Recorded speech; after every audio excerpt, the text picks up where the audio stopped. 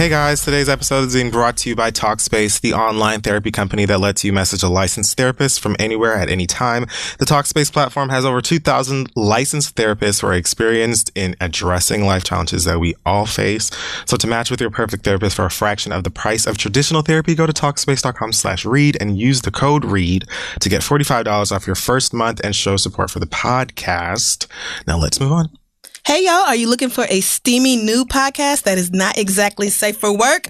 Let me introduce you to Purple Panties. It is the new erotic fiction podcast created by New York Times best-selling erotica author and everybody's favorite orchestrator of host shit, Zane. It is based on the anthology of the same name.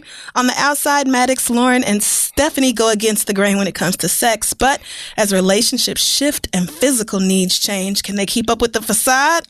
We'll see. Follow them on their journey as they navigate their professional and personal lives. You can listen to Purple Panties now on Stitcher Premium. For a free month of Stitcher Premium, go to purplepantiespodcast.com and use promo code READ. That's purplepantiespodcast.com. Might want to turn on your incognito browser for that one. Promo code READ for a free month of Stitcher Premium. Now let's start the show.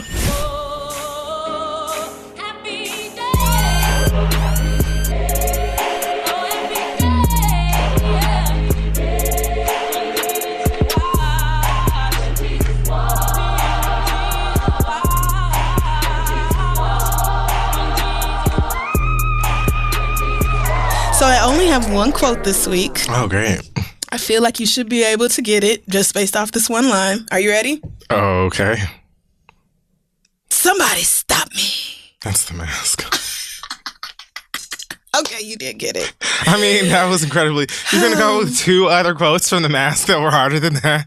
No, actually. You said, okay. Me and my brother used to say that to each other all the time after that movie came. Like, anytime we did anything, we'd be like, somebody stop me. The mask always made me very uncomfortable. Actually, to this day, I think it still gives me I mean, creeps. so I went back and watched it a few days ago. That's why it was on my mind. And I realized the sexual innuendos in this movie, there's a lot. Like, there's a lot that went over my head. The adult shit in general. The grown nigga content definitely went over my head. I know it parodied a lot of, like, old cartoons and stuff like that, and innuendo in those cartoons and shit. It was just... Yeah, I always thought the mask was weird. But I loved that movie. I like Jim Carrey, honestly. Most of the stuff he's done, I'm a fan of. Yeah, he's very talented. I also heard he's really problematic, but I don't know. Haven't done too much research. Well, there was that thing about his ex-girlfriend when she died. People I think it was maybe that. He influenced her to commit suicide. I think it was something along those lines. Yeah, but you know what? Don't quote me, because I didn't really read the facts. Right. Okay. Well, anyway, congratulations to you. Thanks. You're welcome. Well, guys, welcome back to another episode of The Read. I am Behold Shubley.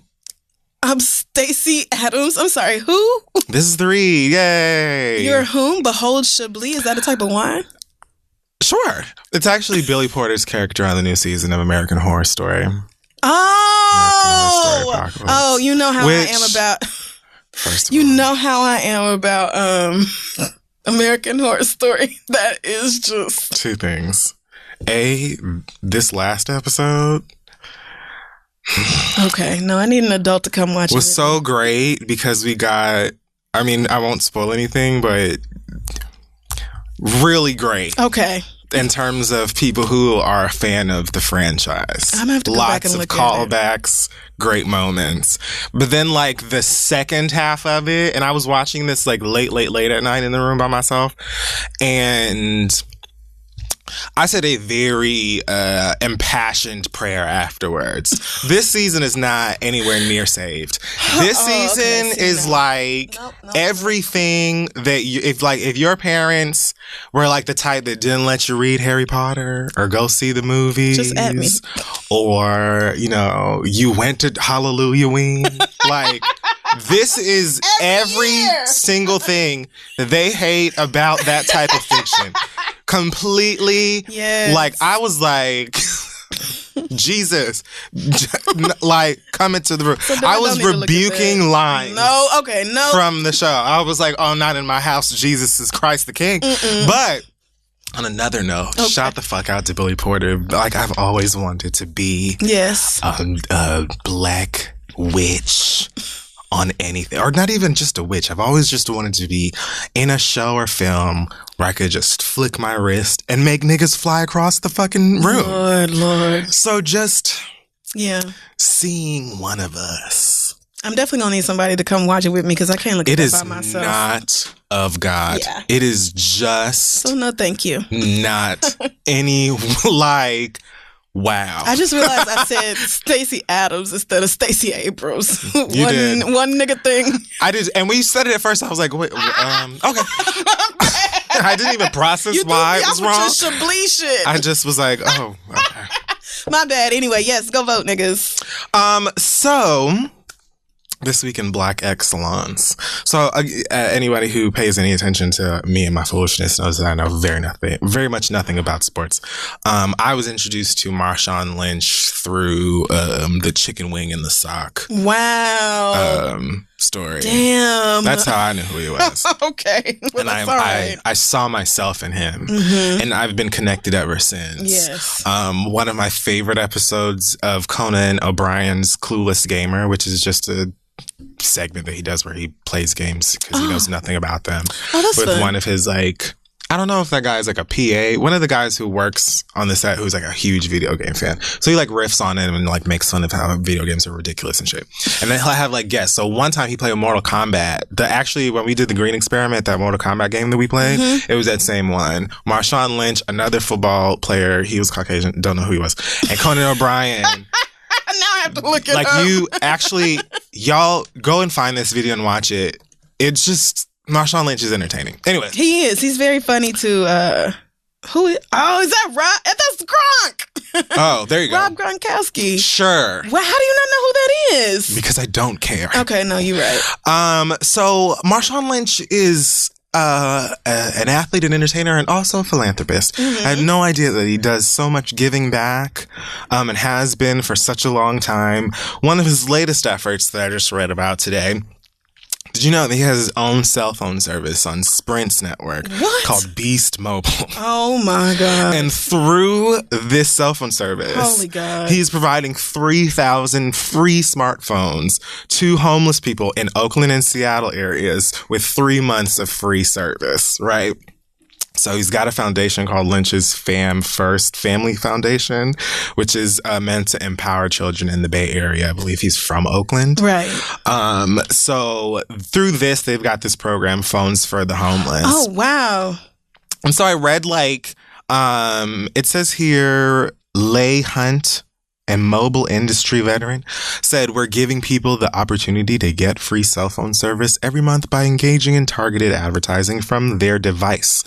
If someone doesn't care to engage in advertising that month, they can pay $24, which still undercuts most prepaid plans and is significantly lower than big carrier postpaid plans. The idea is to reward subscribers for doing things they're already doing on their phone, like downloading apps, shopping online, watching videos, etc." So that to me means that they have ads that pop up through all of these things or whatever, and you deal with the ads. You don't pay for the service. Right. If you don't want to, you find a way to come up with $24. So you ain't got to. Either way, you got a phone. Right. That I mean, honestly, for free, I might just play your little bullshit games and watch your little funky ass ads. Cool. Like, right. All right. You know what I'm saying? Like, right. I'm not mad. I just thought that was really cool. Yeah, look at, I really love to see rich and famous athletes and people who don't normally work in like philanthropy do stuff like this. Although, like you said, he is no stranger to like being generous and that sort of thing. I just didn't even know you could do something like this. Me the fuck neither. Like, I'm looking at the website like, wait, I think you have to have an Android. I don't think you can do it on iPhone. No, probably not, but nigga, it's free. But these plans start at $4 a month. Now, that's for zero data, but if you're not trying to get on Twitter and Facebook and Instagram and you just want to talk and text, $4 a month, you can't beat that with a stick. Okay. Shout out to you, Marshawn Plus, Lynch. they had an event, a grand opening with free barbecue. Of course. Just like a real nigga. Everything about this, I'm a fan of. Oh, wait, no, you can have an iPhone with this. Boy, all right. Can I? Oh, no, it only works on the West Coast. I was about to say, can I switch? But no. I'm just kidding. Anyway, shout out to Marshawn Lynch. I thought that was a really cool story. Yeah. Also, shout out to Because of Them We Can. Love your website. Go check them out if you want to keep up with Black people doing dope things week long or week round. All right. So, into the mess this week in a segment that is called Hot Tops and the Terrible, Horrible, No Good, Very Bad Bottom. Okay. Up first, again, in the vein of sports, know nothing about them. Can't wait. Little to nothing. Can't wait to hear this word. What I do know a lot about is nigga fighting. And so what I would like to touch on is oh Lord. Rahan? I actually just want to hear you sound it out. Rajan. I actually think it is Rajan. Rajan? Or is it Rajan? That just Rajan. It's Rajan. Bitch, you know it's Rajan. It's either Rajan or Rajan. It's Rajan. It's Rajan. And by, probably, I don't know, sophomore year, he was telling people, it's Rajan. Actually, I'm mad that I don't already know that. Yeah, I feel like you should. He plays for the Lakers. Well, I'm not a fan of the Lakers, and I barely watch basketball. It's too many fucking games. I only know the Lakers for now having LeBron. How is your nightlife looking out there, Los Angeles, these days? I'm coming out there on Sunday. Oh, you're going to have a Saturday, old time. Technically. You're going to have a good time. What's it looking like out there, the nightlife, now that LeBron is your sports king? Rajan. Is it Rajan? Really, I would be more excited that Zuri James is living in my city. Hold on, this is my mama. She go have a fit if I don't answer the phone. Hey, mama. Oh, this is so great. I'm in the studio. Let me call you back. Hey, mama, you was on the read, and we can hear you. Okay, yeah, you technically on the show right now, so let me just call you back later. Yes! Okay, mama. She was like, call me back for what? We can talk right now. Right, girl, bitch. I don't give a fuck about what you're talking about. Okay. Oh, you're a little show. Girl, don't nobody even listen to what is that? That's how they are. They don't care. I had 90,000 followers on Instagram. She was like, for what? Right. I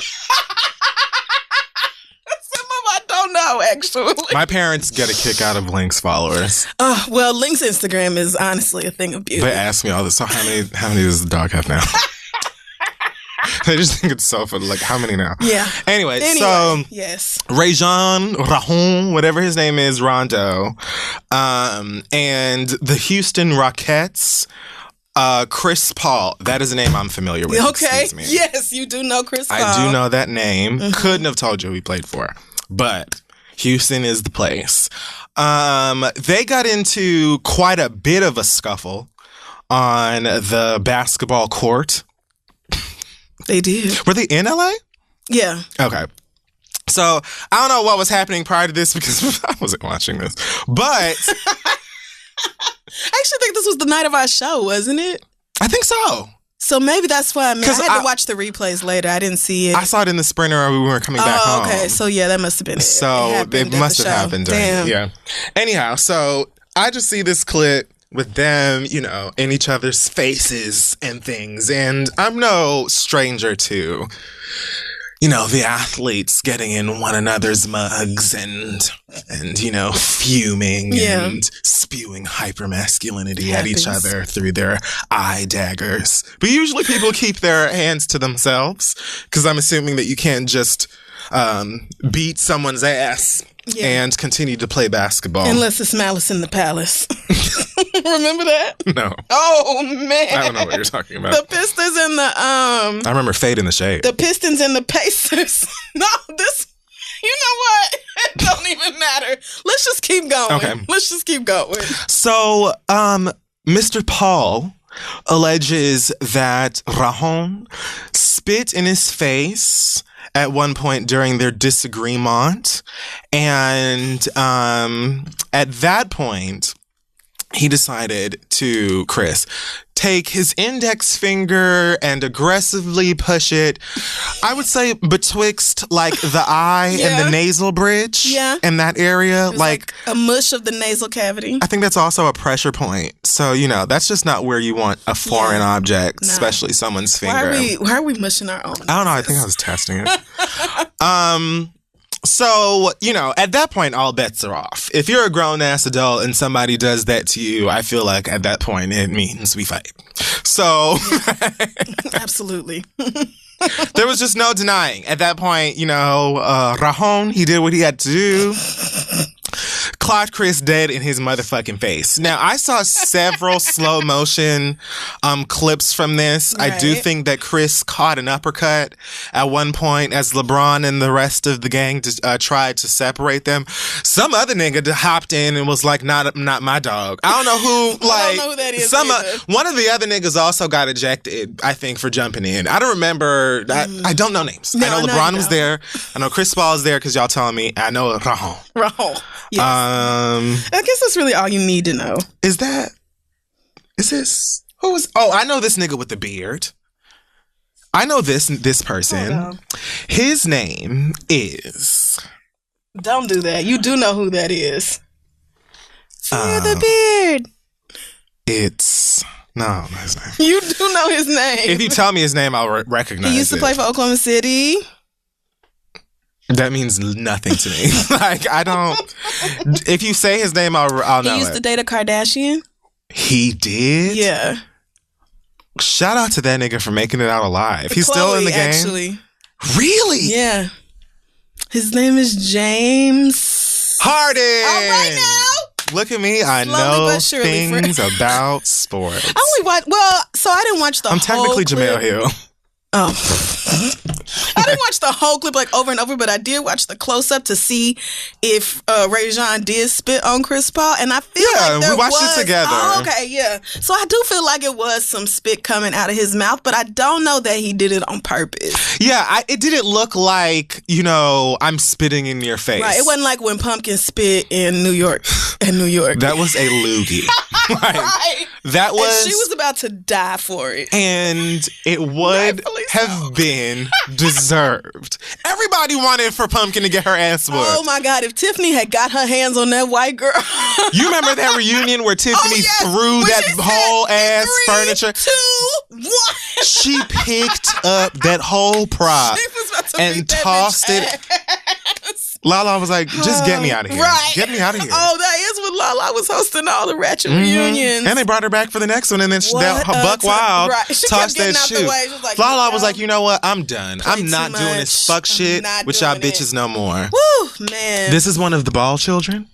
Ball children? One of the Ball? Is that not one of the Ball children? Oh, no. Steph Curry don't play for this team. Who am I looking at? This light-skinned person. That's not one of the Balls? That's not a ball? Oh, Ball. You meant like LeVar Ball. Whatever. I thought you meant like a ball boy. I'm like, that is not no damn. No, he doesn't. That's not one of his kids? Does LeVar Ball have a child who plays for the Lakers? I thought that one of... Lonzo. Oh, is that him? Only one of his kids play professional basketball? That's not Lonzo. Lonzo not that dark. I'm pointing at this nigga all the way in the back. Okay, well now that might be him. Yes. I'm not talking about this nigga. Okay, yeah. Yeah, this is the one who jumped in. I have no idea who she is. Let me see if I find her name. No, to stand up for some motherfucking body. Let's see who she put hands on. I'm gonna just play this. Oh wait, ooh. The referee almost got hands put on her. Oh, this was a steamy battle. No, it was not. Yes, it was. The same nigga in question literally did the pimp, like when the pimp comes back with the backhand. Yeah. Did that to the ref. Let me just look at this. I'm looking at Bounce's Instagram. Oh, Bounce. This is Lakers number... I'm going to answer this question before we move on today, because now I just want to know. Lakers, what is... Ball, Childs, move, you're in the way. What is his number? Number 14 of the Lakers. Who is that? Who that is? I don't... Brandon Ingram? Yep. There she go. Is it? Let's see if her name's in the story. Yep. Oh, that is him. Look. Yep. That's his ass. The one with the Travis Scott hair. Oh, okay. Oh, wait. Is this a Ball child? Oh, what is that? Ben Simmons. Look, I don't know these young niggas. I'm gonna be real. We just stopped talking about the fight, and now I'm trying to answer basketball trivia. Anyway, it was a very great fight. Oh no, Ben Simmons played for the 76ers. Either way, I had a great time watching it. This alleged spit looked more like a very, like, I'm assuming you sweat. Of course. I don't know what portion of the game this was, but just the back and forth running, the lights, perspiration happens. Right. This could have been like a very pronounced P or like a, you know, maybe a B. Maybe he was like, boy, if you don't, you know, I don't know. It could have been anything or just some of that upper lip perspiration could just dive into your face. You know what I'm saying? Right. Maybe this was a misunderstanding. And no, it definitely was, because I do feel like, you know, some moisture came out of Ray John's mouth, like a tiny little something. And I feel like Chris Paul felt that and instantly got pissed, because who wouldn't if you felt like somebody spit in your face? I mean, anybody. So that's when he did the finger thing, and then Ray John was like, I know this little nigga did not just put his fucking fingers in my face. So then he clocked that nigga, and that's how it, you know, this all blew up.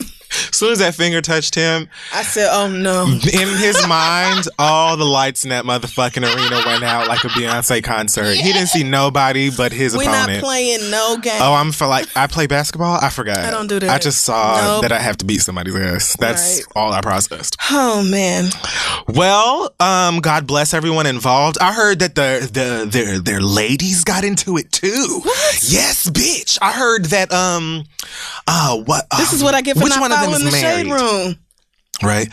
One of them approached the wife. Oh no. God, bitch, I need to Chris like pay Paul attention. Is married. Okay. So Rajon, the lady in his life went up to Chris Paul's wife and they got into an argumentative moment in the crowd. That's what Sports Illustrated said. Bitch, it was a battle. Oh my God. So Ray John's girlfriend was sitting behind Jada Paul and LeBron's wife, and Ray John's girlfriend shoved Jada before security came.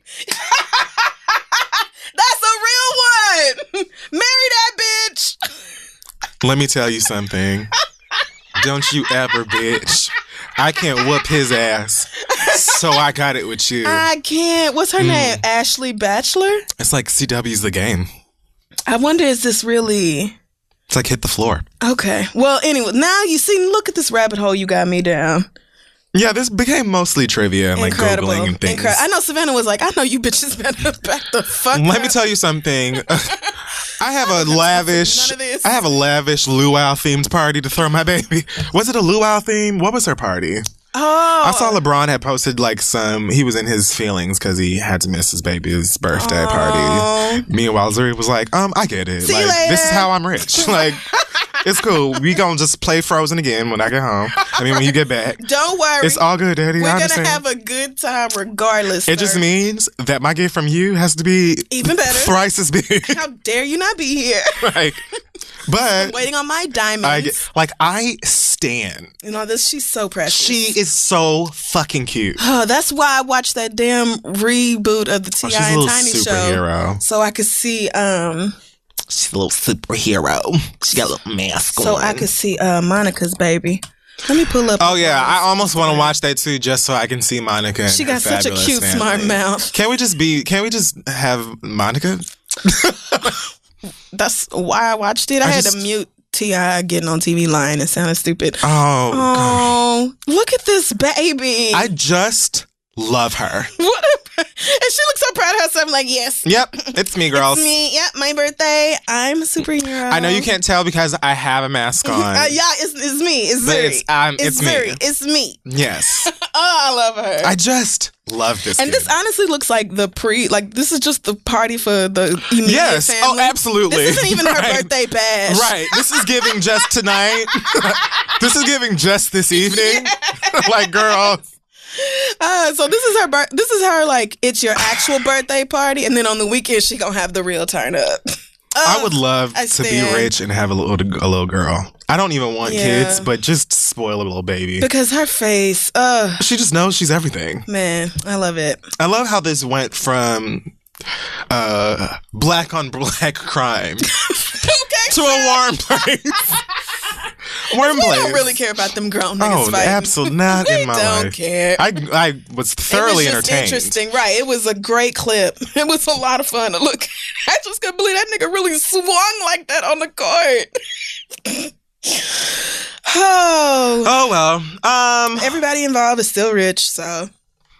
Okay, so this isn't so great. I'm just gonna say to get out of the way. I read today that what's his face and Emily B are married.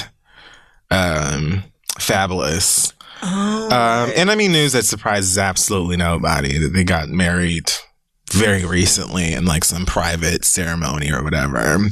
Fabulous also is on trial for beating her ass. Right. So all I will say about this situation is God bless it, God keep it, and God carry it on. And Emily, you better not have signed anything. Anything. What you mean? Because she definitely signed that license. I mean a prenup. Oh, God. Oh.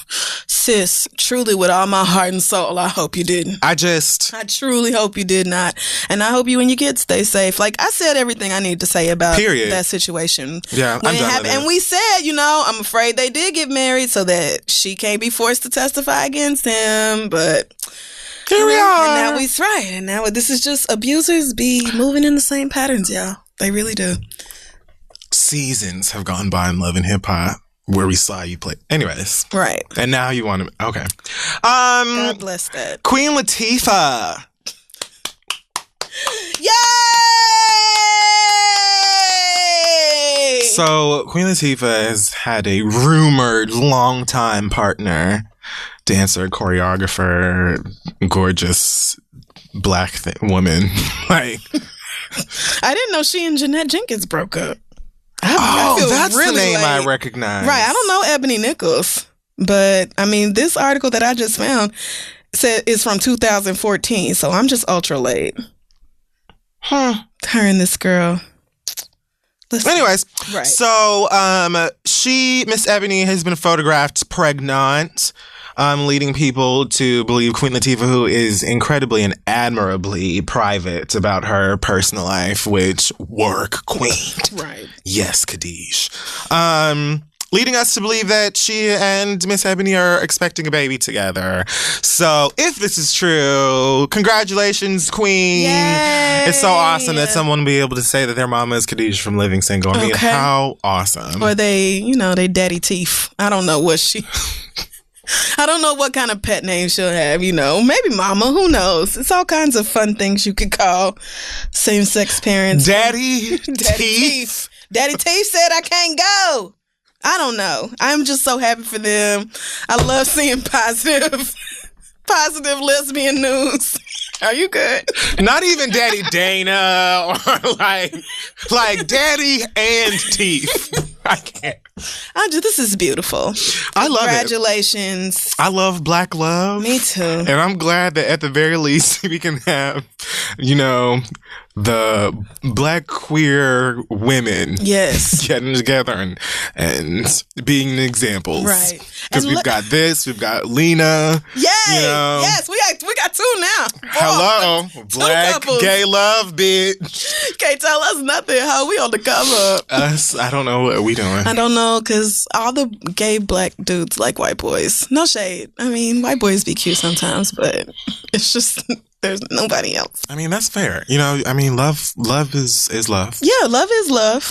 You're right. I was just like, it's just nice. Black love is nice. I just crave a little celebrity. It's just nice to see. Stable. Yeah. Black on black niggas. I don't blame you. I love seeing Lena Waithe and her girlfriend together. It just makes me feel warm where other people say their hearts are. Oh, like Bae got me a spa day before writer's room or whatever. She just what? posts a picture of her like my incredibly, amazingly talented fiance out here changing the world. You hoes can't touch her. I'm just like, ugh. See, why can't love is like real, right? It's like people really experience that emotion with you can have it each other. What? This is your safe place. Another person? Are you sure?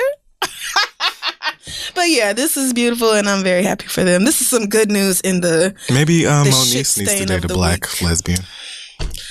I don't have any opinions on what Moniece needs to do. It's Asante's fault that I watched even part of that damn Love and Hip Hop. This is weird. And you know what? I really could not get through all of it. I could not. It's very strange. When Mona had 3 people I've never seen before arguing with each other in a house, and one girl told the other girl not to argue with her king or something. That girl whose face is shaped like a kid's meal box? Okay. You remember the McDonald's kids meal? Yes, nigga. It's shaped like a Happy Meal cardboard house. She looked like a Big Mac box. That little cabin. Yeah. You ain't shit. Yeah. Anyway, yeah, that show's terrible. It's awful. It's so bad. So yeah, congratulations. If any of this is true, I'm sure you want us to mind our business, but we yeah, and honestly, other celebrities could take a page from Queen Latifah and like minding your business and living your life without. Queen Latifah was like, I gave you set it off. I did what I had to do. What the fuck more do you want from me? Like, I'm going to mind my business and you can do the same. Like, what I do as Queen Latifah is entertain. I'm out here. I gave you Girls Trip. I was in Bessie, bitch. Living Single is in syndication, motherfucker. What the fuck else do you hoes want from me? I entertain. I don't have to tell you bitches nothing. And still is out at the Pride events. Still an ally. And this ain't even touching the albums. This ain't even getting into the music. This isn't even the... She's done enough. You've given us more than enough, Queen. Thank you so much. So Cardi B, still out here making her music, raising her kid. Mm-hmm. You know, being from the Bronx.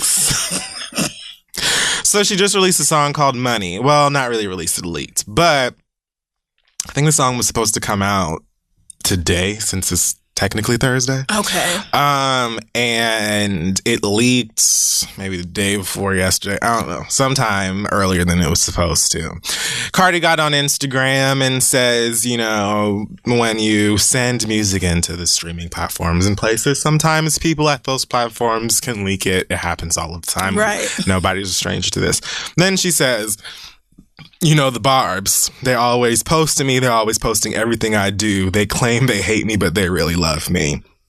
Insinuating that the Barbs took hold of this and made sure to spread it around and leak the early thing. Why you would do How would that? It doesn't hurt her. You know? It doesn't hurt. It's not.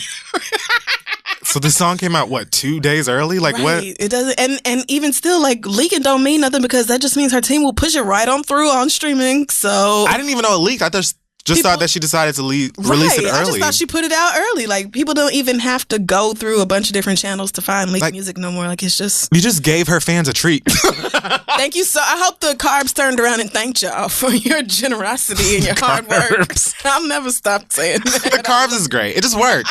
It rhymes with Barbs. It's just great. I love it. I don't know if they are actually... Like, I feel like they genuinely do dislike her, but I also feel like... the Barbs? Yeah, I do feel like they genuinely do dislike Cardi. However, they don't show it in a way that backs up the way they really feel. All of those 12-year-olds are different. You know, some of them go about their standing in different ways. And that's like every stan group. Mm-hmm. You know, some of them are really evil. And if their parents or guardians knew half of what they were doing in the name of whoever they stand for, they would be destroyed on spot. You know what I'm saying? Yes. And then some of them are really more focused on just standing for who they stand for, even as very young people. So, I mean, it is what it is. Stan dumb or standing is like a phenomenon that I can't wait to read a really well done book about it. But, yeah, here's my thing. I feel like at this point with these two and with anybody else who is not having a great time with another rap artist, I need a term for it. Like, I don't know. If you ain't dissing, get missing. Like, you just put it on a song. So you just make a diss record or leave me alone. I don't care about any of this Instagram Live shit. Right. And y'all are constantly like making subliminal disses back and forth. And we know that it's reference to the other one or whatever. And that's fun and it's spicy. Mm-hmm. But it always leads to somebody hollering it on Apple Music or like Instagram Live foolishness. And like at the end of the day, that fizzles out in a couple of days and then we move the fuck on. Like, that's stupid. I'm over it. Just make art out of it or just leave me the fuck alone. They're already saying, because there was a video that came out of Cardi B in the studio with Meek, like recording some new song. I don't know if it's a Meek record featuring Cardi or a Cardi record, because I don't even know what this money thing is. Like, is she releasing a new album or re-releasing Invasion of Privacy? Maybe. It might be another album. I feel like people... I mean, that shit just came out. Right. It did just come out. But, I feel like 2018 people are just kind of churning music out and putting it out there. And Cardi has said she don't give a fuck about musicianship. She is here to make some fucking money. And so... I love that. And you know the reason I love that? Honesty. I really do. You know the reason I love that? Because she's standing up in who I see her as a musician anyway. You know, she is like most popular rappers today who don't look at rap as an art form or a creative space. They look at it as a way to make money. Right. So that's why all these fucking songs sound the same. That's why most of these niggas can't rap at all. And they get away with it usually if they're men, because men get away with everything. Right. But facts. You know what I'm saying? Like, at least she's like, bitch, all of these criticism that you giving me about not writing this or looking like that, bitch, I don't care. My songs sound good. Yes. And I'm getting paid, which was my goal anyway. What are y'all mad about? Right. I'm here minding my business. Anyway, the song's great. I love it. It's okay to me. I like it. It's fine. Like, I don't dislike it. It's but not I her wasn't best just like, song. oh, yeah, let me play that one again. But it's fine. Like, to me, what really stood out was the fact that she looked so fucking good in them pictures they released. Them promo pictures that she took when she was, like, kneeling down with that chandelier hat thing on. And like, she all had of on that watch watches thing that Rihanna called like ghetto. She had that on and nothing else. I was just like, these pictures are phenomenal. Yes, bitch. Cardi I'm into the song more than the photos. Incredible. Now, see, I'm the exact opposite. But it's still, Cardi's... It's a pretty photo, but... I mean, that's how I feel. The song's fine. If this is an album, I probably would have saved that cover for the album. Well, that just makes me think that her team is going to come with something even better, because that's one area she has not been slipping in at all lately. They have been so on point with her hair, makeup, styling. So I feel like whatever she has, if she does have something new coming out, then the pictures are going to be even better for that. But I think Ariana Grande was also teasing earlier today, like, that she might be releasing some new stuff before the year is out. And she just put her album out too. I just listened to her album though, like last week. Oh my God, I tried. I tried. I like a lot more of it than I expected to. I think it's the first time I intentionally listened to an entire Ariana Grande album. I definitely enjoyed more of it than I expected to, but I enjoyed about as much of it as I thought I would. Okay, which is like what? Which is like maybe 2 songs. Okay, let me look at how many. Ponytail can sing. She just don't have no depth behind it. There's no soul behind it. It's just this. I would like a little enunciation. Light voice, and then she never really says a word on the way, and I just can't with her. But I like a lot. Pretty enough voice. I'll give her that. I like the God. This song doesn't have as many songs on it. I mean, this album doesn't have as many songs on it as I thought it did. I remember being. I hated the Pharrell song. Oh yeah, I don't like, and I swear he makes people keep him on his songs. That Angel Cried song, I did not. Yeah. Oh, that song is like 30 seconds long. Right. It's not even a song. And I was not. The REM song, just because Beyonce has a version of it. And right. But see, the Beyonce version is better. It just is. This version is not bad though, but after hearing see, it's not fair to do that to people. Beyonce. The fact that Beyonce recorded that song and then I guess was just like, I don't want it. Like, what? Right. I heard it. It's cute or whatever, but my God, whoever's next can have it. What does that woman do with her voice? I know. Yeah, Ariana, she's cute. She fully deserves the spot that she has in pop music and stuff. I'm not like a stan or whatever, and I think that why did I fully I don't even know what pushed me to listen to it, but I swear maybe less than a week ago, I said, you know what, let me listen to this album. And I did. And Missy is on it. Yeah, Missy's on it. I mean, it's not that Oh, you know what it was? I was in a lift. And that No Tears Left to Cry song came on. And I that was probably the 100th time that I've heard it or whatever. And I was like, the song's not awful. I would never go out of my way to listen to it. Let me see what Ariana Grande sounds like. Gotcha. Her hair's down now, and let's see. And yeah, it was what I expected. I just think Ariana Grande is not for me, and that's fine as well. On the other hand, now, I don't mean to be petty. What did you finna say? I don't mean to be petty. No, you definitely do. No. Get the Fuck Out by Mariah Carey? Don't. That is one of my new favorite Mariah Carey songs. Oh my God. You can literally do any form of a dance to this song. You can twerk to this song. Waltz, salsa, liturgical dance, river dance. You could do the fucking cha-cha slide, the electric slide, the Cupid shuffle. No. Play Get the Fuck Out by Mariah Carey. A universal bop. I do not like it. And I don't think it sounds like Mariah Carey. Fucking I'm so sorry. you. It does not sound like Mariah Carey's voice. I don't know what happened. I don't know if she has them tinkering with it in the studio. This song doesn't sound like a typical Mariah Carey song. No, it is very, it's just such a vibe. It doesn't sound like her voice. I mean, literally the person singing, it does not sound like Mariah Carey to me. Okay. So I don't care for that one, but I did see that she's going on tour, and bitch, I will definitely be there. And of course, when the album comes out, I'm gonna listen to it because it's Mariah fucking Carey. It's like her 15th, 16th fucking album. So of course I will. What? But I do not like that. Bop. Why don't you get the fuck out? It is so great. I don't like that. What the fuck is your problem? I don't know. Because normally I love songs when you tell niggas to get out. But First of all, yes.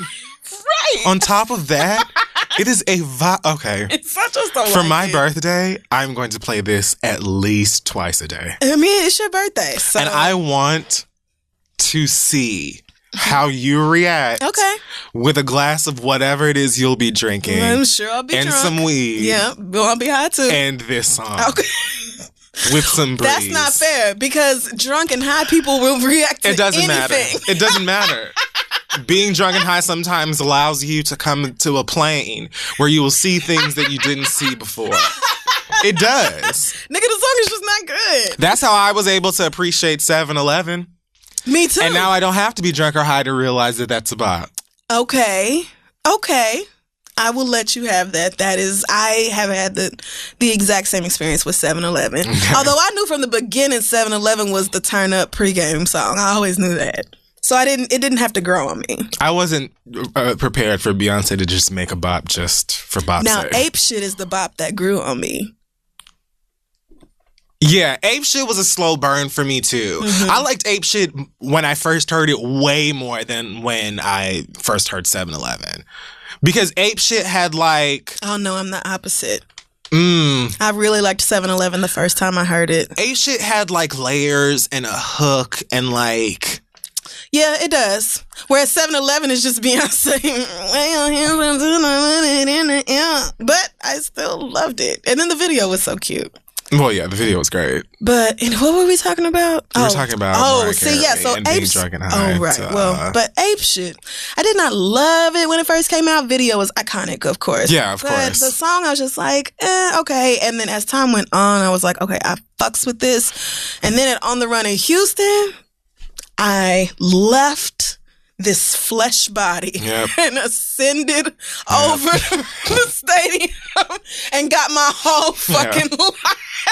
See, it's because of 7-Eleven that I was able to really sit in Ape Shit when it first came out. Because I was like, okay, I see what's happening here. I feel like it's a better song. Well, like it's constructed better than 7-Eleven is. And I said, I know that the first time that I go to the club and hear this song, I'm going to lose my fucking mind. That's exactly what happened. And ever since then, I recognize the beauty and the brilliance that Ape Shit is.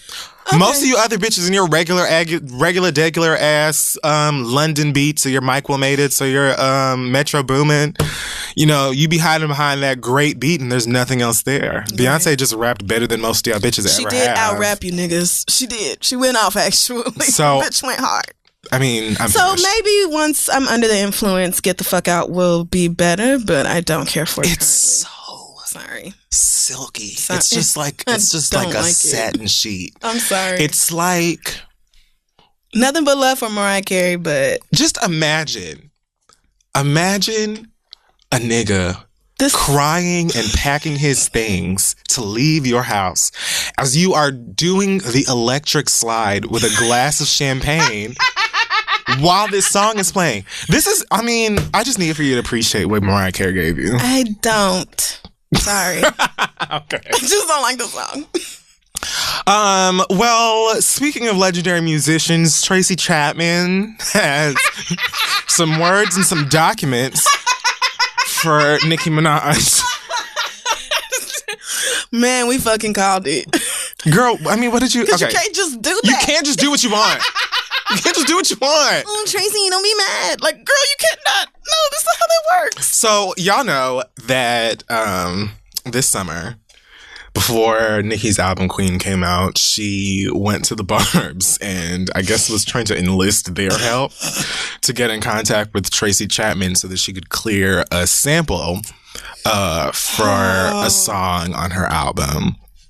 Made all kinds of headlines and stuff. There was all kinds of hashtags. I don't know how she felt like these niggas who were in fucking second period science were right. How were they supposed to? With Tracy fucking Chapman. Like, don't you have people who do that? Harassing some lady on Instagram. If y'all don't get out of that lady's fucking DMs. Well, the gag is that she does have people who do that. Surprise, surprise. And they did, in fact, do that. And were denied. So... Tracy Chapman, in her lawsuit, her copyright infringement lawsuit, alleges that Nicki Minaj's people reached out to clear the sample. The request was promptly denied. Oh, damn. And Nicki even tweeted at one point, I missed this tweet. She said, sis said no. Which, well, so then why the fuck did you put it on your album? She didn't put it on the album. Oh. The song's not on the album. The song is called Sorry, features Nas, and interpolates. Ooh, what a big word. I hate that word. Tracy Chapman's song, Baby Can I Hold You? And so I didn't hear it, but apparently Nicki is on there singing, you know, Miss Tracy song and singing some more. Wait, so this song is not on the album? No, it's not. But here's the thing. Okay. After the album came out, Funk Flex tweeted, Nicki gave me something. And I guess later that night on Hot 97, he played the song. Are you serious? Wow. After the album came out. So this would be after Tracy Chapman already told you, no. I don't want you or your Barbies or your Kens or your Skippers.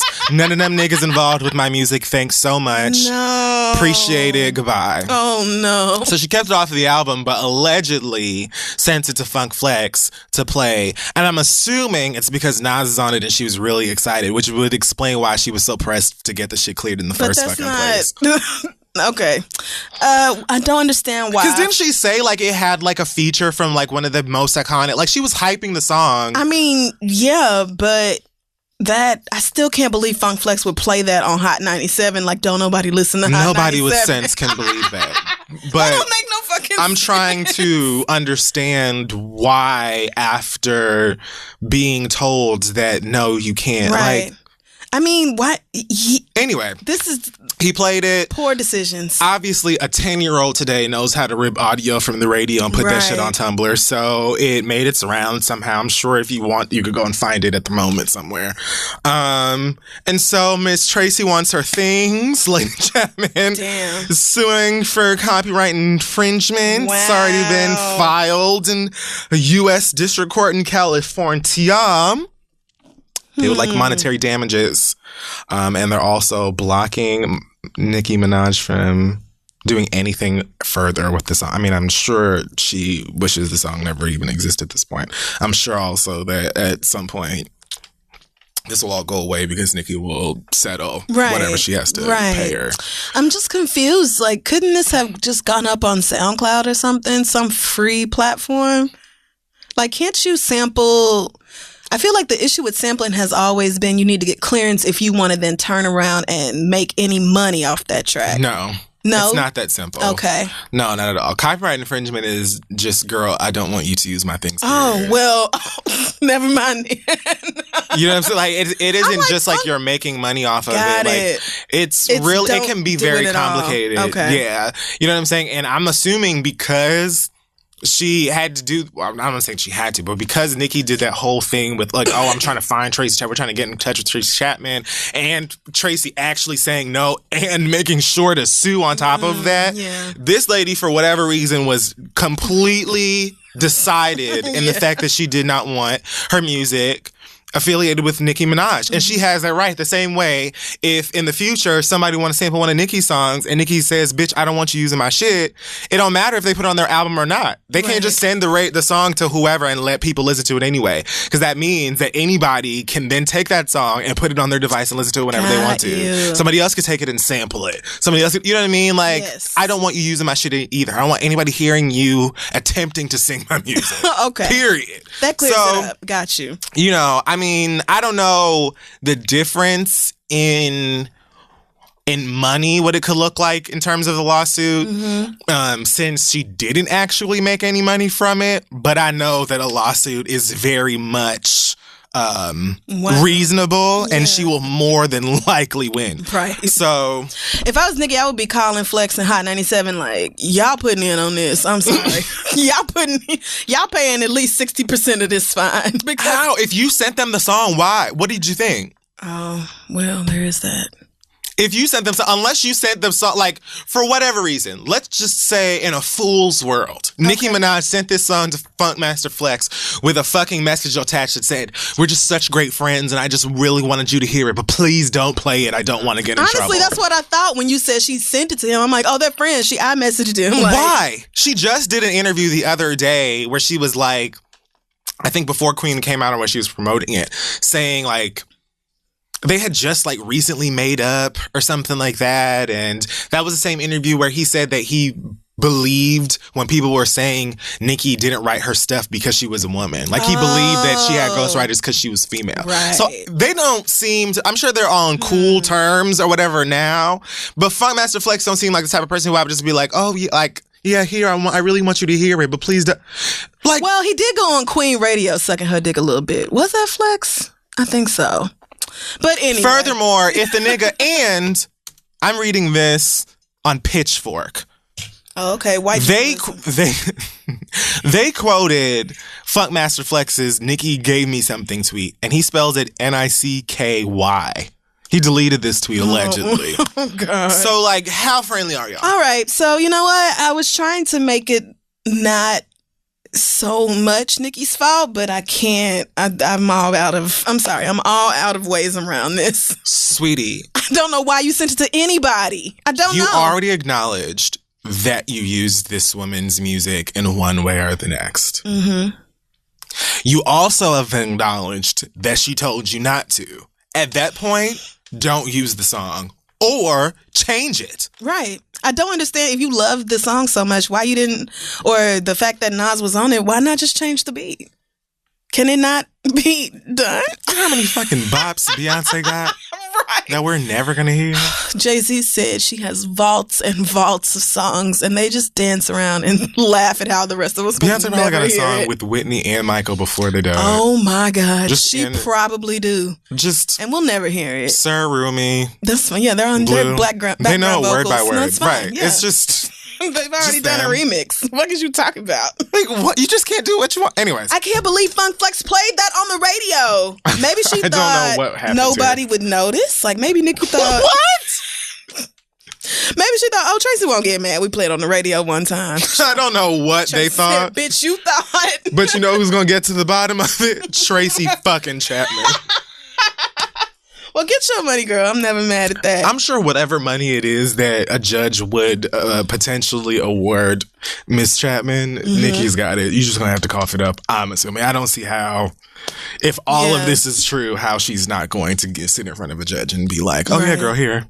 Did you hear about the uncredited writer on Bad Girl that got $44 million? On what? Usher's song, Bad Girl. Remember that? No. I need a bad girl. I mean, I remember the song. Oh, right. Well, the story just came out like earlier this week that there was a writer. Oh, yes, I did hear about that. $44 million. Now, I knew Bad Girl was a hit, but goddamn, that is so much money. My God. Woo. So, I mean, I'm sure Tracy Chapman is not even seeking anything near that amount of money, but you can't just play with other people's property like that. So, I don't know. Good luck, Nikki. She'll be fine. Yeah. Last but not least, I just wanted to touch on this story of Spice, who many of y'all may know from Love and Hip Hop. If you're a fan of reggae dancehall music, if you're from the Caribbean, then you probably know her from music. I just want to say I heard of Spice back in like 2001, 2002 or something crazy. It was way before Love and Hip Hop. I really appreciate that. And I was a big fan way back then, and I thought she was so gorgeous. Thank you. I do not know who this girl is that was on VH1. Me neither. I don't know who that is. No clue. So the other day I get onto Instagram, scrolling down, minding my business, telling folks about my party and all that. And then I come across this photograph of someone they were telling me it was Spice. They were telling you? I know Spice to be a very chocolate, brown Jamaican woman. The person I was looking at was more like the color of like a Texas toast or like a buttermilk gone bad. Like a Bisquick. Like an eggnog-ish kind of hue. French toast batter. So I then like turned my phone off and I took a nap. Why can't I picture you being like, you know what? I literally got slide to off power of my off. like I turned my phone off. I got in my bed. Bitch, I am going to sleep because I know I didn't just see that. I watched The Incredibles too. What a great movie! It just came out on digital. I saw it in the HD theater, yeah, and now great. I gotta watch the first one. So Spice has a new project out, and I believe it is called Captured. The record that she's promoting is called Black Hypocrisy. Now I will say this: the Spice that I know, I've been a fan of Spice for like ever, right? And so as a fan, the reason that this hit me so hard is because I'm like, am I officially in the Twilight Zone? Like, because she would never, like the Spice that I know would never, like she's spoken so openly before about loving her complexion, about being proud of her dark skin. Right. And she's spoken openly about, other Black people and Jamaicans being, critical and being like vicious towards her for the color of her skin. Yeah. And people are not strangers to these niggas on that island and many surrounding others out here turning into full on ghosts because it's like you don't look light skinned, you look dead. Right. The bleaching doesn't make you look like you were born light. It makes you look like something's wrong. So I don't know why y'all continue to do it. I was devastated. Then I watched the video and some of these interviews, and I haven't seen like an official confirmation yet that she really did it. That she did it, or that she's just in makeup. I'm pretty sure though that she's wearing makeup. Like a lot of people have been saying, yeah, this is just to promote the record and stuff like that. Because in the video where she's performing, she's her regular skin tone, right? And then there's a moment where she says like on the song like, do you like me the way I look now? I don't remember. I just listened to the song for the first time. Like I listened to it twice maybe yesterday. But there's a song where she references like, is this better? Or something like that, right? And in the video, she's lighter skinned again, but it looks way more like makeup than in the picture. It does, right. In the video, it looks like you can see some of the light skin foundation on her. Right. So I'm assuming that this is sort of to prove a point, and it's to see basically what happened. All of the people like making jokes, making fun of her, saying how horrible she looks. And honestly, that makeup photo with her and that Nikki Parker-ass cheetah print shit she had on, that photo, she looks insane and still looks better than the typical bleached person. Like it looks like she still looks sick. Yeah, she definitely does. But like compared to Vibes Cartel and Sammy Sosa, like ugh, and she put in these gray contacts too. On top of it. So she, and then that blonde wig. She looked like Hazel E. That's who I thought it was at first. That's not good, sis. That's not good. Yeah, so until I am proven completely wrong. Yeah. Yeah, I'm sitting in this being all a way of her trying to prove a point and make a statement about colorism, not just like globally, but very specific, because it's bad. Yeah. It's bad in Jamaica. Like, I don't even... Oh, God. It's crazy bad. It has been for a long time. Like, my mother had always told me about comments that she would get from like members of her family for her. And my mother's like York complexion, to be honest with you. Mm-hmm. And like, well, me and you are not that far apart, girl. Don't do this.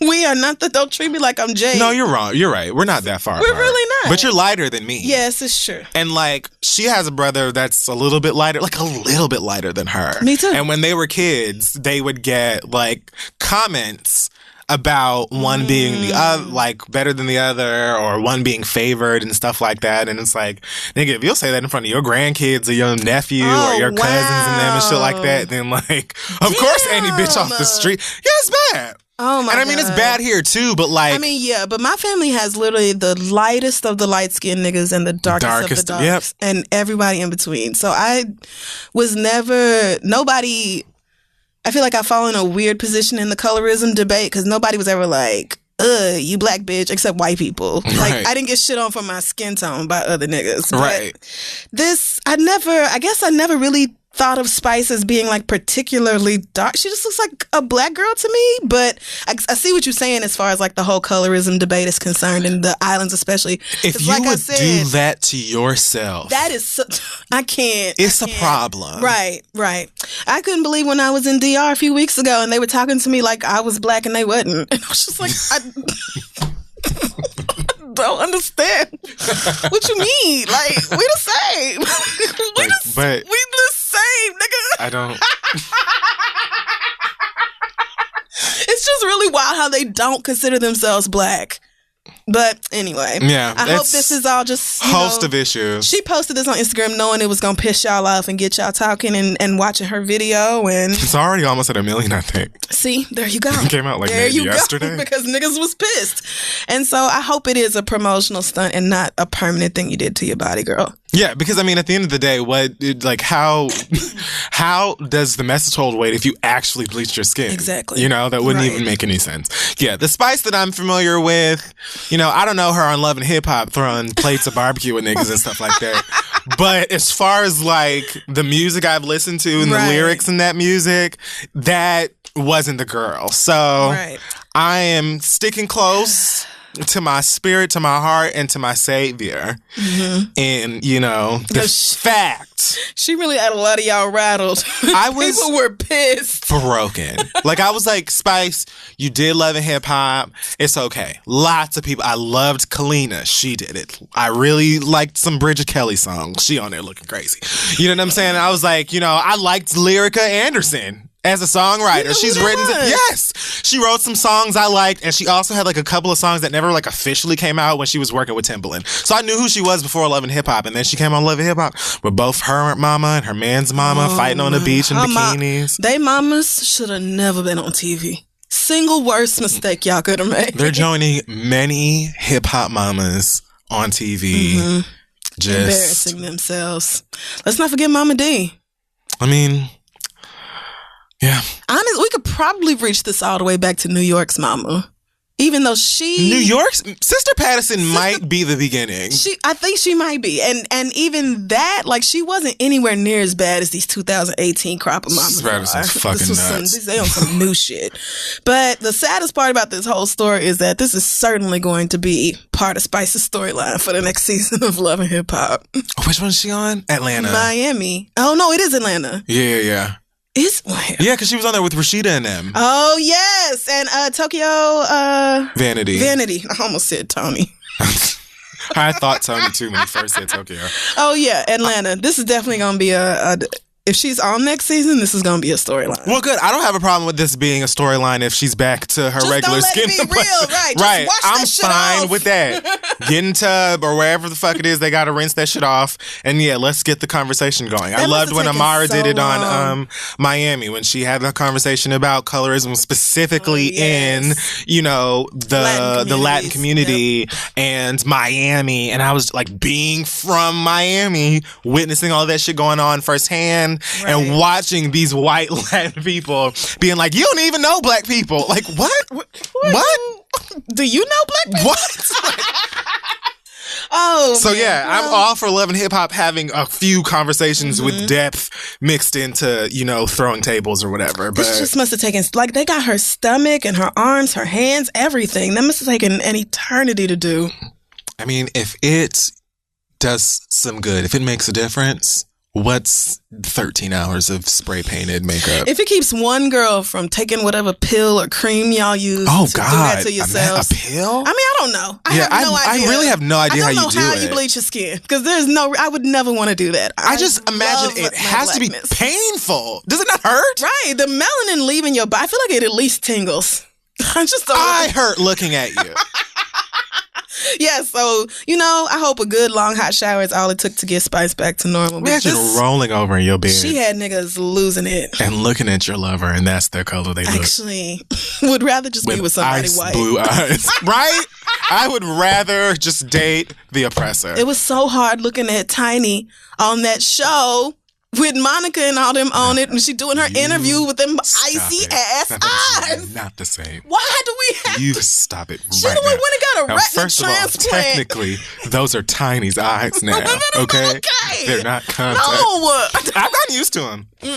She still look I've gotten used to them. to me, but it's fine. I think because she's so whatever you fair want. skinned, like now I'm just like used to seeing her. I feel like if her eyes were her regular eye color she was born with now, it would be brown. like it would catch me off guard, and then I would have to get used to it again. Really? Yeah, because I'm so used to her looking like Smokey Robinson now. All right. I just feel like brown eyes are so pretty. I don't know why black people. Of course, brown eyes are pretty. I don't know why she like wanted icy blue eyes. I don't. Right. But and that shade of blue of all the blues, like.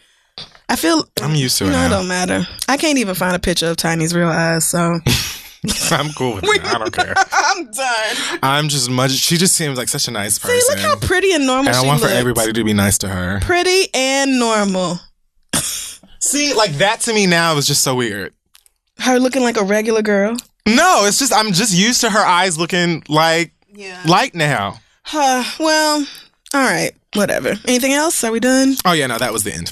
All right. Well, let's take a break.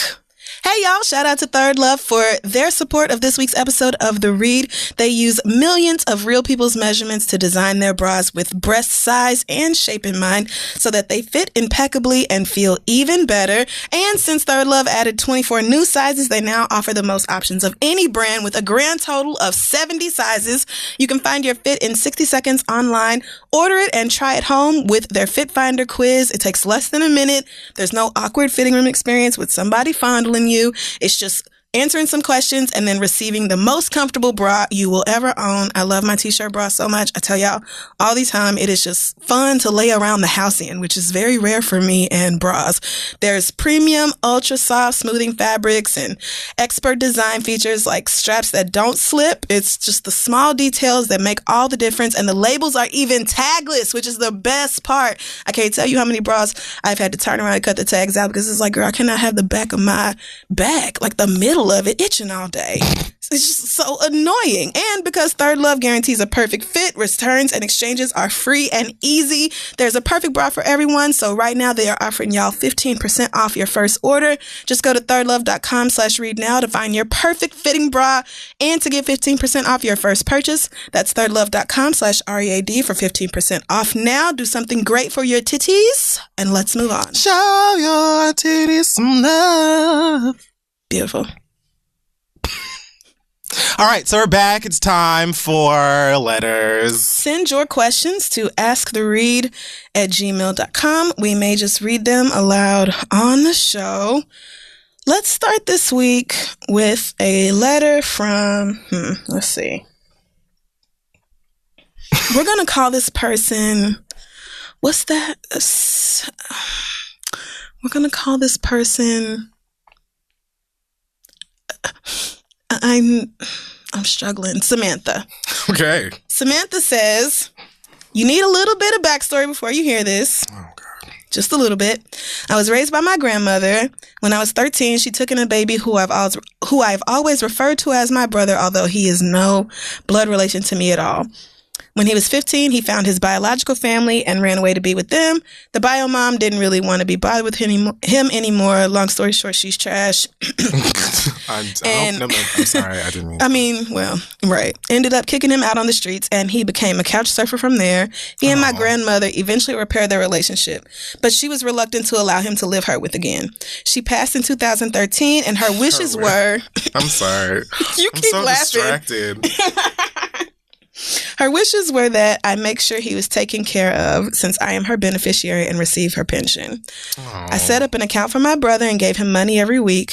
He didn't finish high school or have a job or a place to live, but he had an infant that he just found out was his.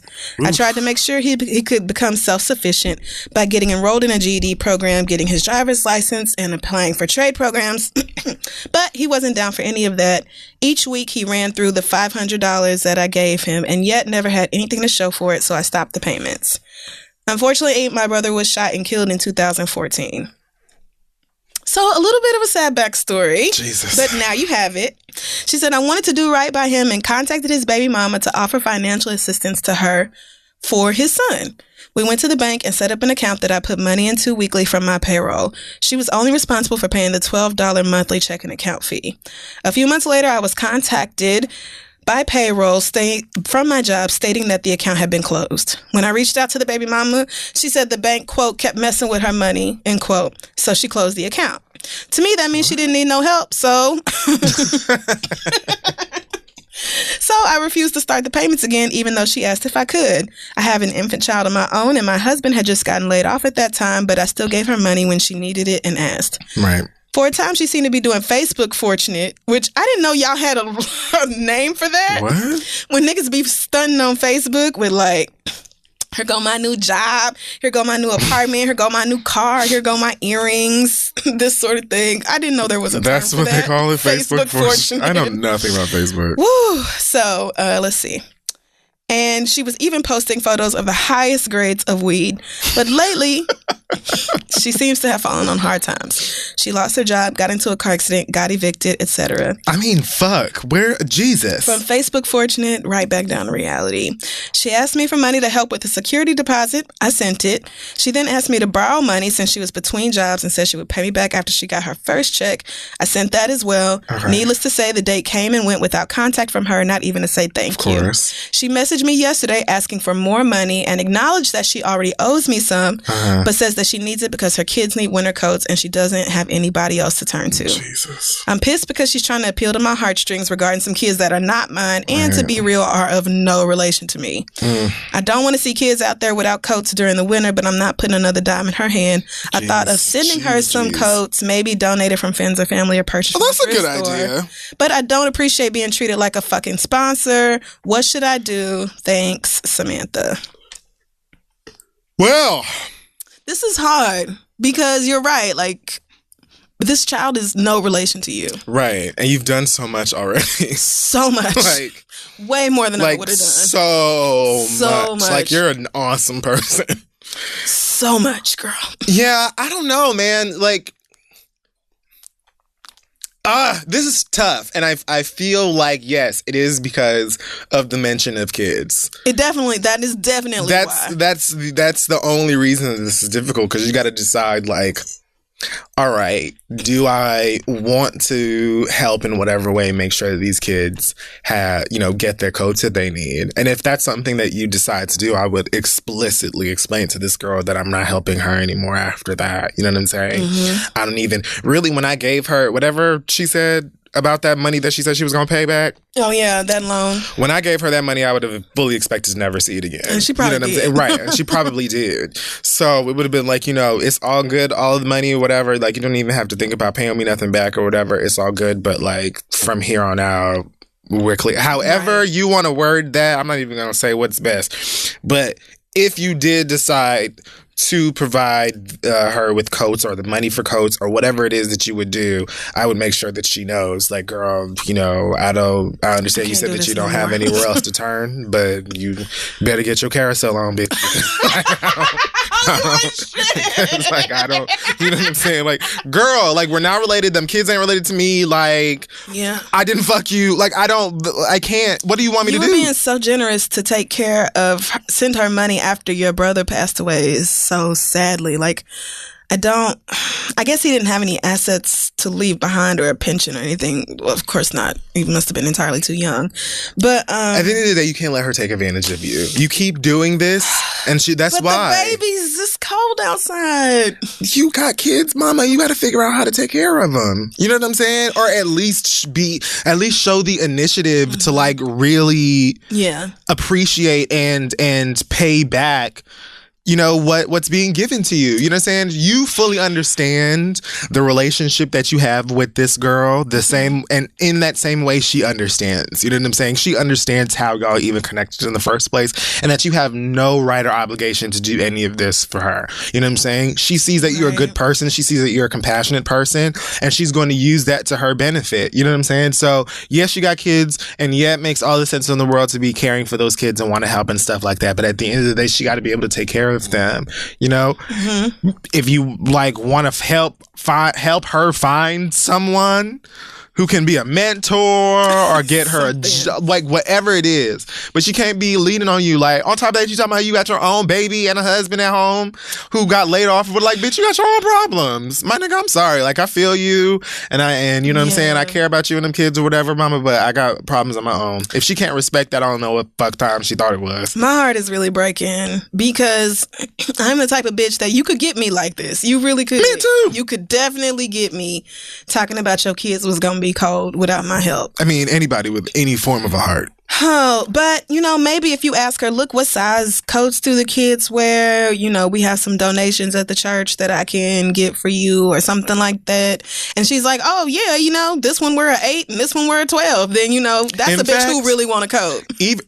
There you go. Even if you were willing to give the money for the coat, I would start off with that just to see how she reacts to it. Right. Just you could try something like that. You know, we got a bunch of coats here at the church. Let me see how she reacts to that. If they got something that fits the kids, and how she reacts to that. You. Well, answer so many questions. And you ain't even got to pay me back for the priority mailbox, girl. I will cover the cost of the shipping, and I will just ship these coats, or you can come pick them up or whatever, and we'll see how it goes. But good luck, because that would keep me up at night going back and forth over whether to get that lady Same. I know I would fold easy and just give it to her, so I had to think about it no more. Some boots. Here goes some scarf and mint money too. I hate you. And don't ask me for shit out. I can't stand you. Do they have rain boots? No, can't tell when it's a puddle sometimes. You get on my nerves, bitch. Here's a check. And do they have Uggs? Right. Oh, girl, good luck, because that would just be eating me up inside. All right. You're awesome, though. You're a really good person. And she knows, like you said, she knows it, and that's why she's asking. Yeah. Because you say yes. All right. So our next question comes from Maurice. He said, last year I got in a situationship with a guy I met on Grindr, and my light-skinned ass fell in love. Sounds like a Maurice. When we first met, we admitted how attracted we were to each other, and after hooking up for the first time, he said, it's just me and you, and deleted Jack and Grindr in front of me. Okay, so this is where the problem started. Keep going. Things got intimate pretty quickly, and we started cuddling, taking showers, sending cute texts, and cooking for each other, spending the night. Oh, see, I think y'all lesbians. Oh, y'all really do. God damn, why do this sound like us? Ugh. That only lasted for 2 weeks when he started getting distant and not replying to texts. Duh. Well, now it's not like lesbians anymore. Yeah. 2 weeks, we just getting started. Right, okay. That's when a U-Haul outside like, BB! 2 weeks is time to go get a copy of that key, man. Anyway. With a cute little print over the key so you know which one it is. Okay, fast forward a day or two later, and a friend of mine saw him on Grindr. I was pretty mad, but I guess it was fair since nothing was official, so I re-downloaded Grindr myself, even though I only wanted to be with him. I wanted to admit to him how I felt for him in person and ask why he suddenly switched up on me, but he kept saying he was busy and canceling our plans. After finally agreeing to meet one morning before class, as usual, he stood me up and told me he was sick. I got my answer. Even though he had messaged my faceless anonymous Grindr profile looking for sex 10 minutes prior. Work. When I sent him the screenshots, he told one of those nigga lies that make no sense, so I cut him off. Fair. Much like a dumbass, though, I went back to him 2 months later. You are so young. I tried to remove my feelings from the sex, but to no avail. Oh, child. In January of this year, I admitted to him how I felt, and he said he felt the same way in the beginning, but now it's too late. We've been hooking up. What? We've been hooking up sporadically throughout this year. Oh, God. And I haven't seen him since June, but I'm still in my feelings. Every time we hook up, I try to leave immediately, but he begs me to cuddle with him and falls asleep in my arms. If you don't set that nigga He's on currently fire. in a relationship with a dude who I see on Jacked every night, and I'm stuck reminiscing about the things we did together. Do y'all have any advice on how I can get over my feelings? This is my first time falling in love or something like it, and Girl, I'm beginning you're not in love, sweetie. And I'm beginning to believe that once you love someone, you'll always love them. Shut up. No matter what. That's not what this is. That's exactly what he said. Yeah, but it's wrong. Thanks. Forgot the name I gave him. Maurice, you're not in love. You really like this guy. Y'all had some really great sex and you had some companionship. Now, when the earlier parts of this letter were happening, I was like, how old is this person? How old is this person? And then you said class at some point. Right. So that answers the age range. Mm-hmm. And it sounds just, yep. It sounds just about right. Right on the money. If it helps you at all, Maurice, been there. You know, it totally happens. You fuck a nigga, you know what I'm saying, off of this app. You probably got stressed trying to, you know, meet your deadlines or pass your class, whatever. And you make a connection, you like somebody, and you have your little, you know, 2 week, 3 week, however long fling of being all in your feelings. Your and rendezvous. Then once the little, I can't even really call it a honeymoon phase because it's not official, but you know what I'm saying? Once the little romantic phase wears off and niggas get bored, then they start, you know, wanting to go out and chase and be a hoe again. Right, like that's just sort of like early 20s, even like 18, 19. Oh, yeah. Like, honestly, once you start feeling grown, yeah, it's yeah. It's that thing when you're like, oh, I'm 19, I'm grown, can't nobody tell me nothing. I go to bed when I want to. You're not gonna meet a nigga on no Jacked or Grindr and have sex with a nigga and then he's like turns right back around and is like, it's me and you. No, the fuck, it's not. That's not how this works. Nope. It's unrealistic. It's not real. And he was bullshitting with you from the very beginning. Okay, so what you got to do is recognize that you never really were in love with this nigga. You really, really like him. Maybe you were infatuated with this nigga. That's a completely different thing. Mm-hmm. It's okay to understand that. Let the nigga go. He was gonna be a hoe any motherfucking way. You understand what I'm saying? And now he has opened up your life for you to continue your hoe journey and do what the fuck you gotta do with whatever things you like to play with. Mm-hmm. You understand? Let that nigga go. Please. Forget all about it. Because I promise you, in a smooth 5 years maybe, you're gonna look back and be like, damn. Love, that was not it. What the fuck was that? Like, love is reciprocated. You will literally throw back a shot of whatever and just be like laughing your ass off at how dumb you were. And really, I know if you're in the middle of a heartbreak right now, just know that time will take care of it. But you do have to let the time pass. And you can't fast forward through the hard parts. So I'm sorry that you're going through it right now. Like, you will 1000% get over it. But you have to stop that's not for question. Yeah, you have to fully... You have to stop that. Stop fucking that nigga. Sorry. Block him. Delete. Like, you have to fashion your life up in a way where it seems like he died. He died. Yeah. I tell people all the time, have sad. Like a little wake if you want, or a vigil. Yeah. Burn things, photos. Some of them little tea light candles. Whatever. But that nigga died. He doesn't exist anymore. So delete every memory, everything that you have of him, anything around you that reminds you of him that you can get rid of. If that helps, if it's that deep. Right. You know what I'm saying? Then do that so you don't have to think about him, see him, be, tempted to reach out to him or whatever. Right. And then give yourself time to get over it. And the next thing you know, you're going to meet some other nigga and be like, what the fuck was that nigga's name? Like, it's going to happen. This is like so regular gay 101. Like, you... Bless yeah. it. You just need to age. I feel for you because that nigga played with your feelings. Yeah. Talking about it's just me and you. And then yes. deleting the apps off his phone all dramatic in front of you. And you didn't know no better. But, sweetie, you do not want to go into year 2 of pining after this nigga who has made it clear that he is only here to be a hoe. He's just here to drop dick off, he just cuddle wants to a little bit, and then find the next nigga to drop dick off with and cuddle with. I mean, if it helps, he's in a relationship, like you said, with some nigga who's fucking... who's on jacked? I mean... I guess. Like, I don't know. It just don't do much for your feelings. That and a weighted blanket might help you sleep at night.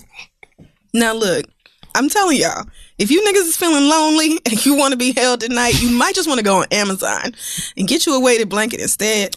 And all of the comfort and not security. Not too expensive. With none of the lies. It honestly feels like sleeping in cleavage. It does. I love it. And I don't even like titties. And I love it. It is so nice. Comfortable. What is that thing? Is it called a papoose? A papoose? That women would put their babies in? Oh! Why was I thinking Remy and papoose? Yeah, I know. Like, that's the first thing that came up. But isn't that what that's called? I think so. Is that what they're called? The baby carriers? I don't know. Let me look it up. I'm just thinking of Native American women and their little babies. And it is Native called American a papoose. Women? Yeah. I hope I didn't say something racist. No, well... Indigenous. Okay. So apparently a papoose is an American English word whose present meaning is a Native American child, not the carrier. Oh, so this is a slur. Well... American English. Okay, no. In the I UK, don't trust in the this UK, the term papoose is the worst thing that happened to Native American people. Okay, so no. The child carrier is also referred to as a this is a papoose. Okay. That's what I was thinking of. Setup, yes. Is it Native American people that had these?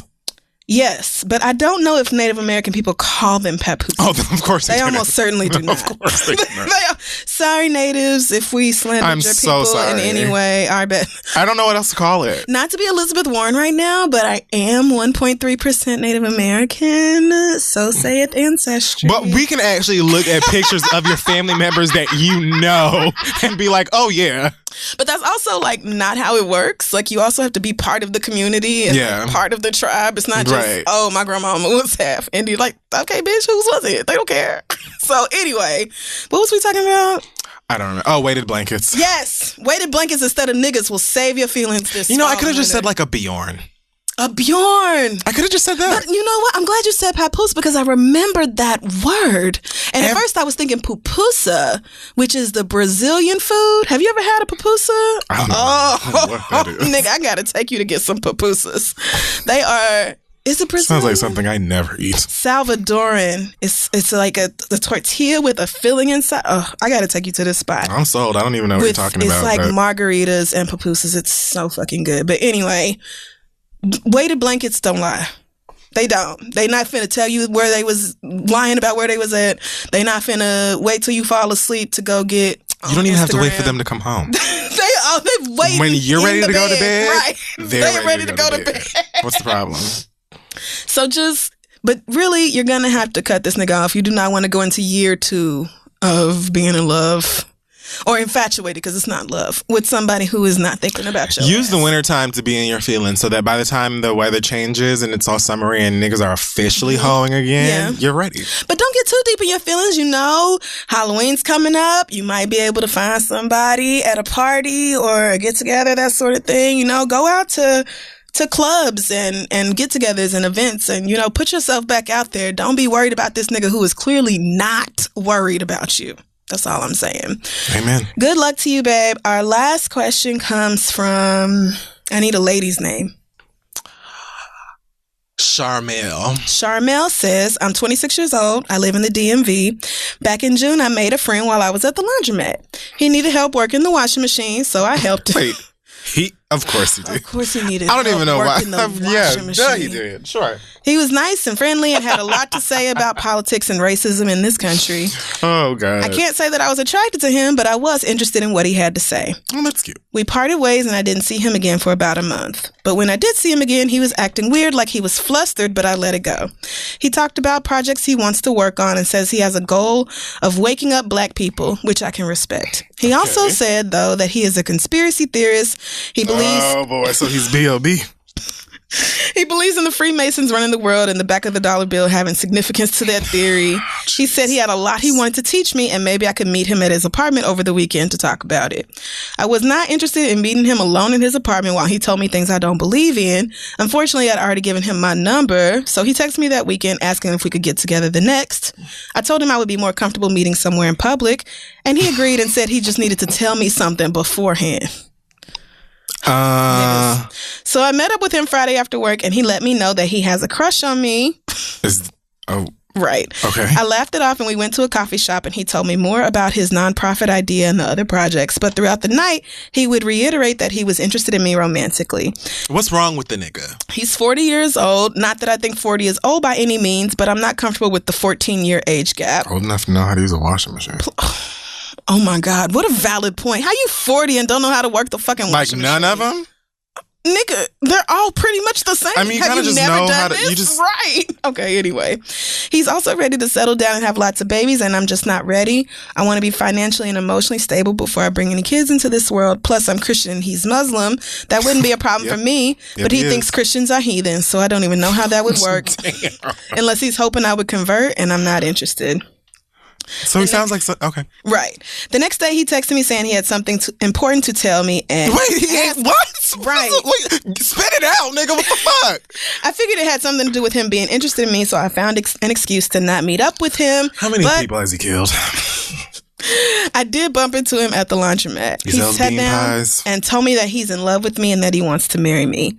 He said it was my little idiosyncrasies that made him fall in love with me. I was flustered, but at the same time skeptical because at this point we'd only known each other for a month and a half. He asked if he could attempt to woo me, and against my better judgment, I said sure. Over the next week, he would text me first thing in the morning, send me a love song to listen to, and text me goodnight. I thought it was cute, but I felt bad because I knew his efforts were in vain. He realized I wasn't really responding the way he hoped, and he apologized and said he would fall back. And he did. He stopped texting me completely. I saw him doing laundry a couple days later, and he apologized again. It's been a month since then, and even though he said he would fall back, he's still very open with me about how he feels. He'll say that I'm the one that got away, or that if he were closer to my age, he would never leave me alone, or that the only reason he comes to the laundromat is to see me, even if he doesn't have laundry to do. I'm getting uncomfortable, not with his feelings, but I feel like I am being a bad person by continuing this friendship. I realize he's always going to feel this way, and I don't want him to think there's hope by me continuing to talk to him. I have already let him know that I like him as a friend, so it's not like he doesn't know how I feel. My question is, should I stop talking to him? I know ghosting people isn't nice, but I'm wondering maybe if he sees less of me, the feelings won't be as intense. I don't know what to do here. Any advice would be greatly appreciated. Thanks. My advice to you... I don't know what name you said. Charmel. My advice to you, Char, would be to Google the most, affordable packing services in your town. Box up your things and get the fuck out of Dodge, because that nigga is frightening. You don't tell nobody no shit about no motherfucking conspiracy theories and the back of the dollar bill having history in the Assassins versus the Templars and the first civilization and whatever. Right. I don't... And then you're in love with me and want to marry me? After I already told you I wasn't even interested in dating? And we just met. Girl, and this nigga's a weirdo. He's scary. He's a weirdo, sis. You're coming to the laundromat even when you don't have laundry to do just to see me, and I already told you I want you. I don't like you. I'm frightened. He's 14 years older than you are. And if he were your age, he would never leave you alone. He told you that. Sis. Okay, so Link, you know what? Let me... Because she actually posted a word the other day. Not You pulling up your dog's Instagram. She posted a sermon about red flags. Did she? She did. Did she just scroll right through on her phone? She's actually a very, very powerful and moving soul for her age. She's only 3. Yeah, she's so wise. Yeah, far she beyond is. her years. Very. I picked this question because there are so many women who don't know how to say no to men who aren't I don't know. It's kind of like if a man is not being outwardly mean or disrespectful, then it's kind of like you struggle with saying no and establishing boundaries. Yeah. I don't have a reason to not let, when you said he wanted the opportunity to woo you and you said yes, even though you knew good and goddamn well you wasn't attracted to him. I'm why? Sis, why? Why? If this should have never gone past, the laundromat thing. When you saw him again and he was like, yeah, let's hang out. It should have been like, oh, you know what? Not interested. Actually, no. Right. So I want you to take some time to yourself to figure out why you decided to keep talking to this person that you're not really interested in. That's good advice. Why you had trouble telling him, look, I'm not interested and that's all there is to it. And you don't get a chance to try to change my mind about it. It's just a no. It's just a no from me, dog. Even if he weren't doing so in a rather creepy manner. Even though he that would definitely still be is. Facts. You know what I'm saying? Even if he wasn't saying all that weird, creepy shit, it would still be like, girl, I told you I'm good. And that should just be that. Yeah. You're not a bad person for not wanting to hurt his feelings. However, you are going to have to be plain and clear about the fact that you're not interested and you don't want him to talk to you about anything. Don't talk to me about how I'm the one that got away because I was never yours to get away from. I didn't escape you because I was never with you. I would never go back to that motherfucking laundromat. I would go use another one if I can't have somebody just come and pick my shit up or do whatever. Right. I would literally never go to that fucking laundromat again because it seems like that's the only place where y'all run into each other. Mm-hmm. So if I don't contact you and I don't wash my clothes there, then I'm assuming that I'm not going to see you for quite some time. And hopefully after a while, you'll just get the fucking hint and not go back to the laundromat since you don't go there to wash your damn clothes anyway and you don't know how to fucking use a washing machine in the first fucking place. That nigga is weird. He is. Okay? You're not being mean, girl. Oh, she lives in the DMV, so she probably can't just get up and move out of nowhere. Yeah, no, I was joking about that part. But I'm saying, I definitely wouldn't go back to that fucking laundromat. That's right. for sure. If you can get laundry delivery, girl, you should definitely start or just doing wash that. your clothes somewhere else. But because I'm good for sending my laundry out and washing my panties in the sink, and that being that, because I don't like strangers touching my drawers. Yes, but so true. I get it. But from the moment that he said that whole thing about love and marriage, I would have immediately the brightest red flag, and I'm finished. Mm-hmm. But you kept going fine, and then you arrived at I come to the laundromat even when I don't have to do laundry just to see someone who I know don't want to be with me.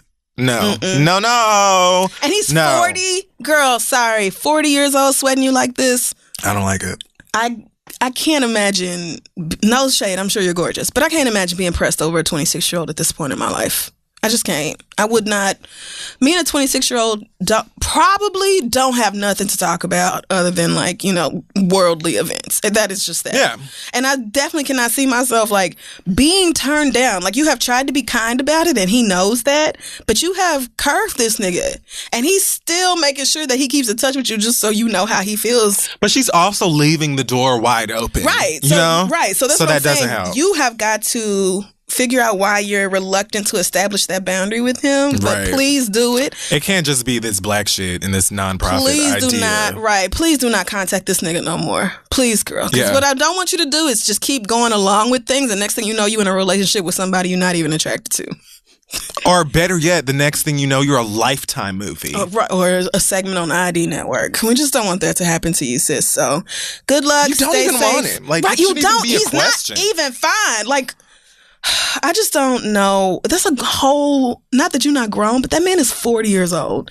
He was probably fronting like he didn't know how to use the washing machine anyway, just so you would help. Because I just don't know how you don't know how to do that. But anything's possible at this point. The nigga's like, who is this? Good luck, girl. I would also, like, most definitely never darken the door of that wash house again. Like, I mean, not ever. It's not gonna happen. It's not gonna happen. That nigga gonna be in there looking left and right for weeks. And then he gonna find another 26-year-old girl and pray that she's into his conspiracy theories and the earth is flat bullshit. And it won't be you. And you know what? God bless her. Yes, whoever God she be is. with her. Because that one... But it won't be you, girl. It won't be you. All right. Good luck to you. Send your questions to asktheread@gmail.com and we will be back. Hey guys, when you're selling online, getting those orders out of the door quickly can be rough. That's why you need ShipStation.com, the fast and easy way to manage and ship your orders all from one place. ShipStation helps you get orders out quickly and keeps customers happy. Whether you're using your own website or Shopify, Squarespace, Etsy, over 75 other popular selling channels, ShipStation brings all your orders into one simple interface, making it easy to manage them from any device, even from your phone if you're an out-on-the-go type of a person. You'll ship more in less time and with the best rates available. And ShipStation is also available in the UK and Australia and in Canada. No wonder ShipStation is one of the most popular choices for online sellers. And right now, try ShipStation for free for 30 days. Plus, you get a special bonus when you use our promo code READ. That's READ. Do not wait. Go to ShipStation.com before you do anything else. Click on the microphone at the top of the homepage and type in READ. That's ShipStation.com. Microphone's at the top of the homepage and the code is READ. ShipStation, make ship happen. Now let's move on. Another thank you goes out to Talkspace for sponsoring today's episode of The Read. If you can't imagine fitting anything else into your incredibly busy schedule, Talkspace is here to help. Therapy is just as easy as sending your therapist a text message throughout the day. You can get something off your chest whenever you need to, talk about everyday challenges at work or at home, talk about life, whatever you want. There are no extra commutes, no leaving the office, and most importantly, no judgments. Therapy is not just about venting your innermost thoughts or digging into your childhood memories and trauma. It's also about practical everyday strategies for stress management and living a happier life, which Lord knows we all need some stress management these days with this administration. Having a therapist simply provides you a designated person to talk to who is trained to listen and help you make positive changes, which is very hard work, but incredibly worth it. The Talkspace platform has over 2,000 licensed therapists who are experienced in addressing the life challenges we all face. So to match with your perfect therapist for a fraction of the price of traditional therapy, go to Talkspace.com/read and use code READ to get $45 off your first month. That's code READ at Talkspace.com/read. Take care of your mental health. And let's wrap up the show. Okay, so now it is time for our reads. It does. Or it does. Sure. Sure it does. Okay, so It's up to you. I think I can do this rather quickly. Let's Famous see. last words. Whatever. Yeah. So Megyn Kelly, I knew it. I knew it. you got to be about the dizziest white bitch. Megyn Kelly was on NBC on her show Tuesday. Can't believe that show is still on. Anyway, so she was on there with 3 other white folk, and the topic of Halloween costumes came up. Specifically, a university in the UK, I think University of Kent, I think is what it's called. Okay. Some school out there that had like guidelines, do's and don'ts in terms of Halloween costumes, I'm assuming, on their campus. And among those were like cowboys, native costumes, I think they said nuns, like whatever, things that they perceived as could possibly be offensive. Nazis and things like that obviously made the list. And so Megyn starts and she's just fuming. She's had it. Like, I don't even, like, Halloween has to be her shit. Because she started this off like, I've just got some things to say. And so they start to riff on all of this stuff or whatever and why they think it shouldn't be a big deal because, oh my God, you're dressing up as something that you aren't really, whatever. It would have been a whole bunch of white hoopla and nothing until she pulls up this topic of blackface. She talked about how Luann on one of the best housewives, not her specifically, but one like the city or whatever. Right. How she dressed up as Diana Ross for Halloween and was in blackface and got dragged for it deservingly. Right. And in mentioning this, Megan says something like, you know, when I was a kid, like, blackface, whiteface, like, it was okay as long as you were, like, dressing as da-da-da-da-da. All right. I'm just going to pull over there. Right, because no, it wasn't. Megan is almost 48 years old. Okay? Google says she was born in 1970. Oh, you're right. Her birthday's next month. So... Damn, she's aging pretty well for a white woman. Yeah. 47? I definitely thought 41. So, you were born and you were a child in the 70s. There ain't no motherfucking square inch on God's green and blue. Mm-mm. In 1970, nothing where it was okay to be in blackface. Okay? So you straight up lying off rip. I don't know where the fuck, you know what I'm saying? Born Champaign, Illinois. That can't be too far from Chicago. Girl. I feel like it's not. It don't matter if this was in Champaign, sweetie. You could have been born in Terabithia, Bikini Bottom, Riverdale. I don't give a fuck what Narnia. I don't care which part you were born in. 1970, niggas wasn't having blackface. It's just like... No, that's true. Ages before that. So I don't know what you're talking about. Right. All right? Oh, no, it's not close to Chicago at all. Never mind. My bad. So I just have a couple of issues with this. First of all, if you're going to be having a discussion on blackface in Halloween, as we do literally every Halloween, tell them. You could at least have somebody black, someone of color. You're sitting with 3 other white people, also sitting there like, yeah, I don't know. I don't see the big problem either. I mean, da-da-da-da. And Joan Rivers' fucking daughter sitting over there talking about if you wanted to be Diana Ross, you could have just dressed up as Michael Jackson. Shut up, bitch. Because honestly, like, you know, I've already like... What? We try to leave you alone because your mama under the dirt, even though I never really saw it for her ass in the first motherfucking place. You know what I'm saying? But bitch, like, don't get too cute.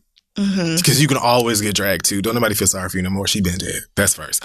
Secondly, as I said, if you're going to like dive into a topic that you know to be as serious, even if you felt like it was okay when you were a kid, if you were that sheltered in your little Caucasian bubble, bitch, you know today we don't see it. So if you're going to touch on a topic like that, don't be trying to breeze over it and act like there's nothing wrong with it and everybody's bugging about it, sitting in front of 3 other white faces, weirdo. Next, sweetie, here's the thing. To me, tell her. Racists aren't always hateful. And racists aren't always just ignorant.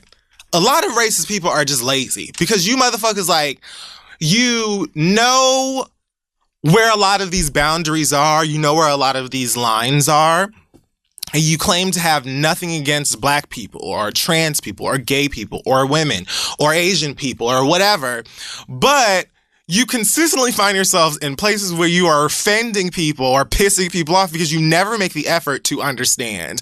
It's what, like, it doesn't matter if I'm like, yeah, I don't have a problem. I feel like trans people should be able to go to the bathroom wherever they want. And like, I'm just so, like, I'm totally an ally. If you, like, make literally no effort to listen to actual people in that community, why certain things trigger us, why certain things are offensive, and then actually take what you learn and apply it to your behavior, you might as well just stand up with the rest of the racists and say, hey, me too. Yeah. I'm right here, bitch, because you're going to constantly find yourself getting dragged. Sweetie, you either never gave a fuck about the topic of blackface or you were raised by people who were lazy and ignorant and never gave a fuck.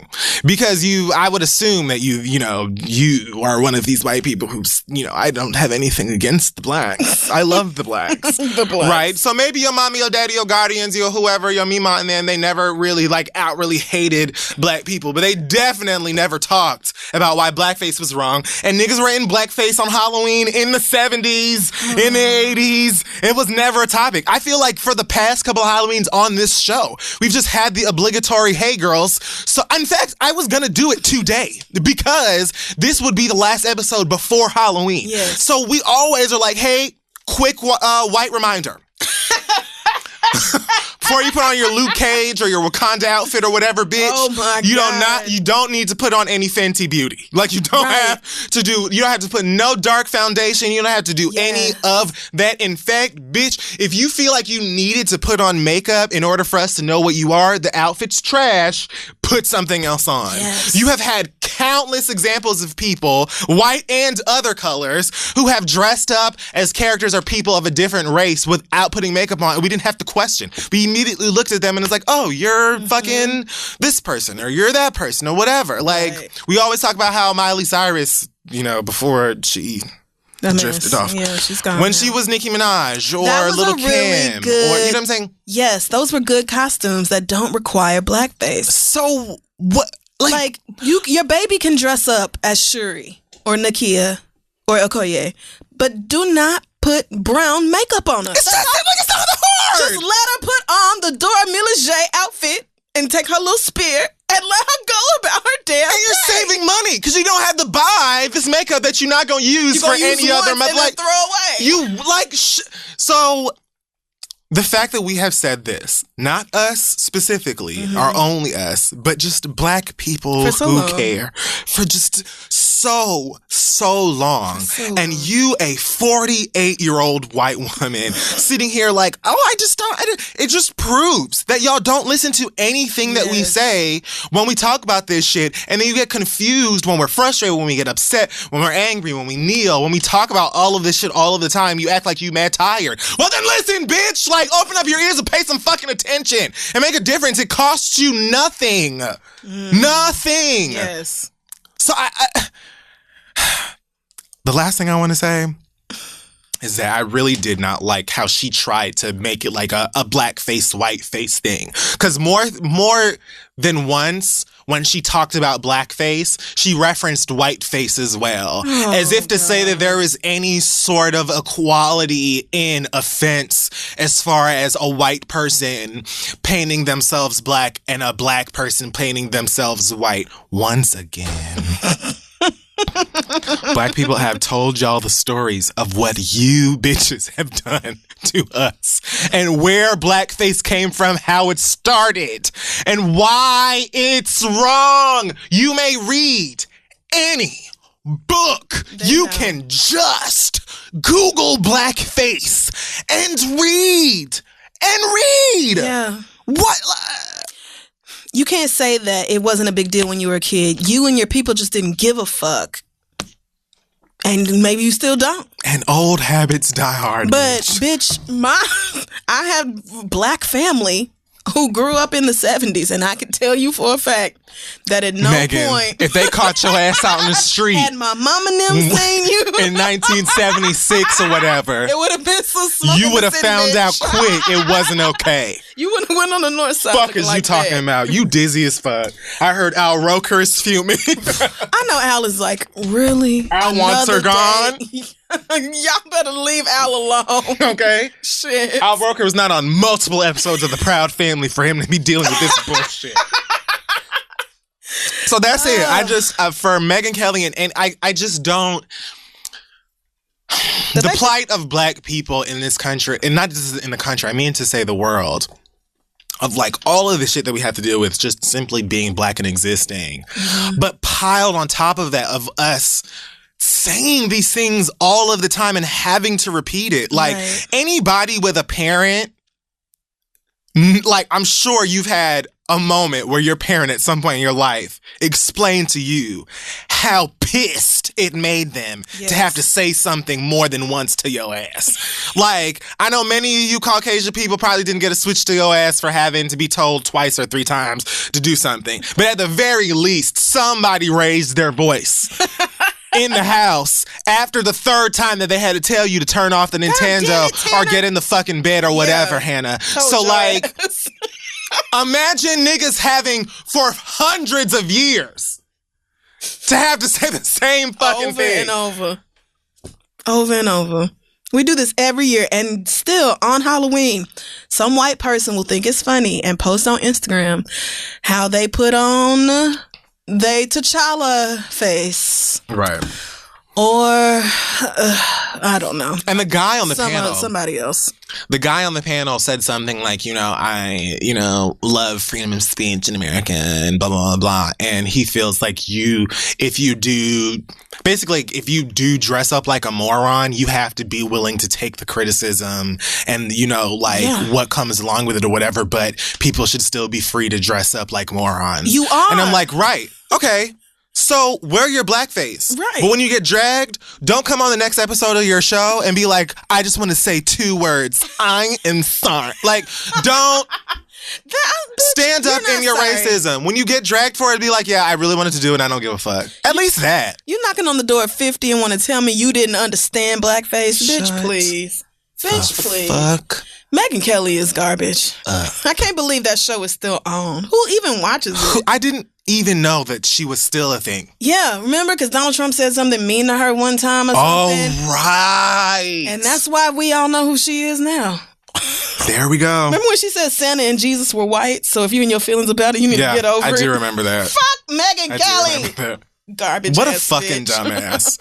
Like, I saw that clip like, I don't even have time.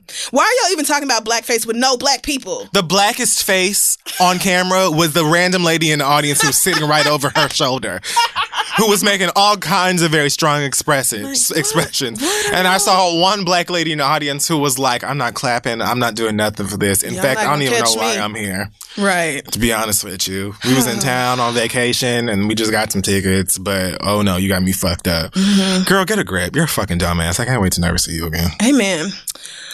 Is that it? Yep. Okay. My read this week goes out to Miss Theodore Carruth. If you don't know who that is, she is the mother of Ray Carruth. Ray Carruth has spent the past 19 years in prison. Work.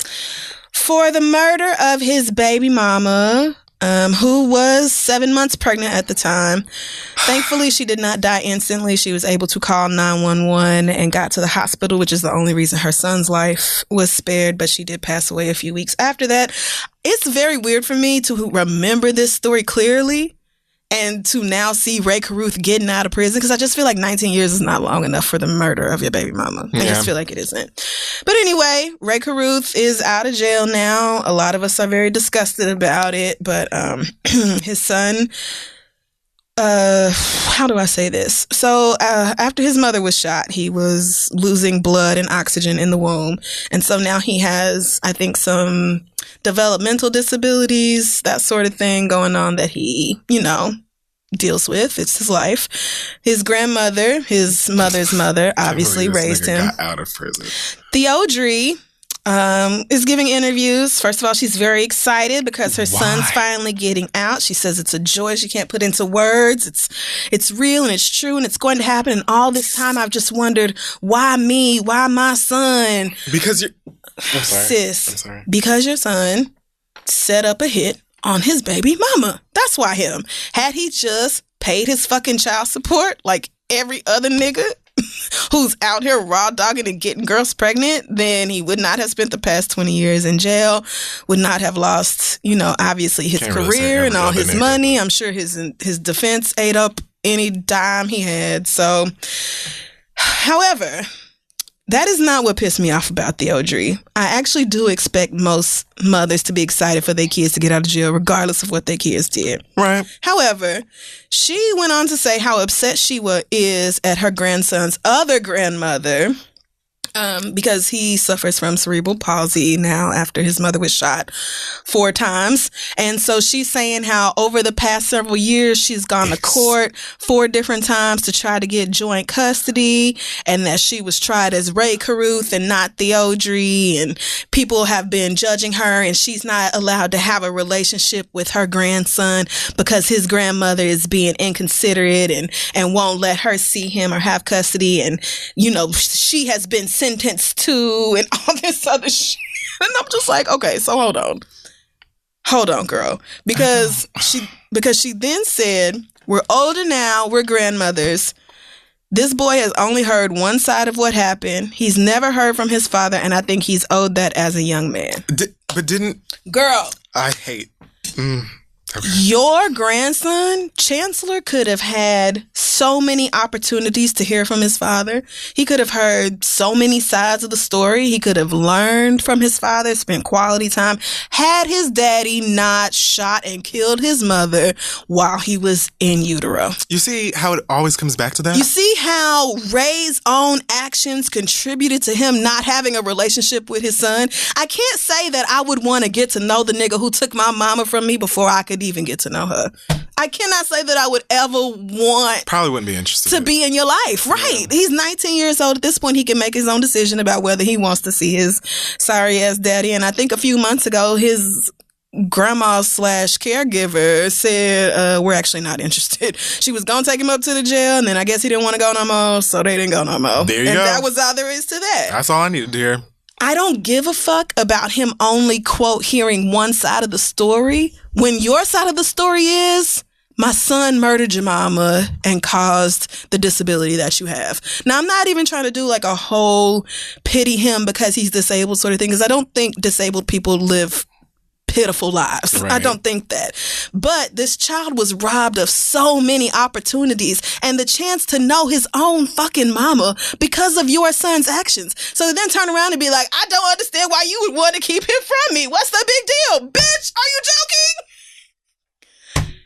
That baby could have died. He could have very easily, and I'm sure that was actually Ray's goal. So don't tell me about how he wishes he had a relationship with his son. And now people are talking about, there was a rumor coming out when he was getting out of jail that he was going to try to get custody, but I don't know how you can get custody of a 19-year-old. I guess he just wants to have a relationship with this boy, but it's like, you're really pushing it Tough again.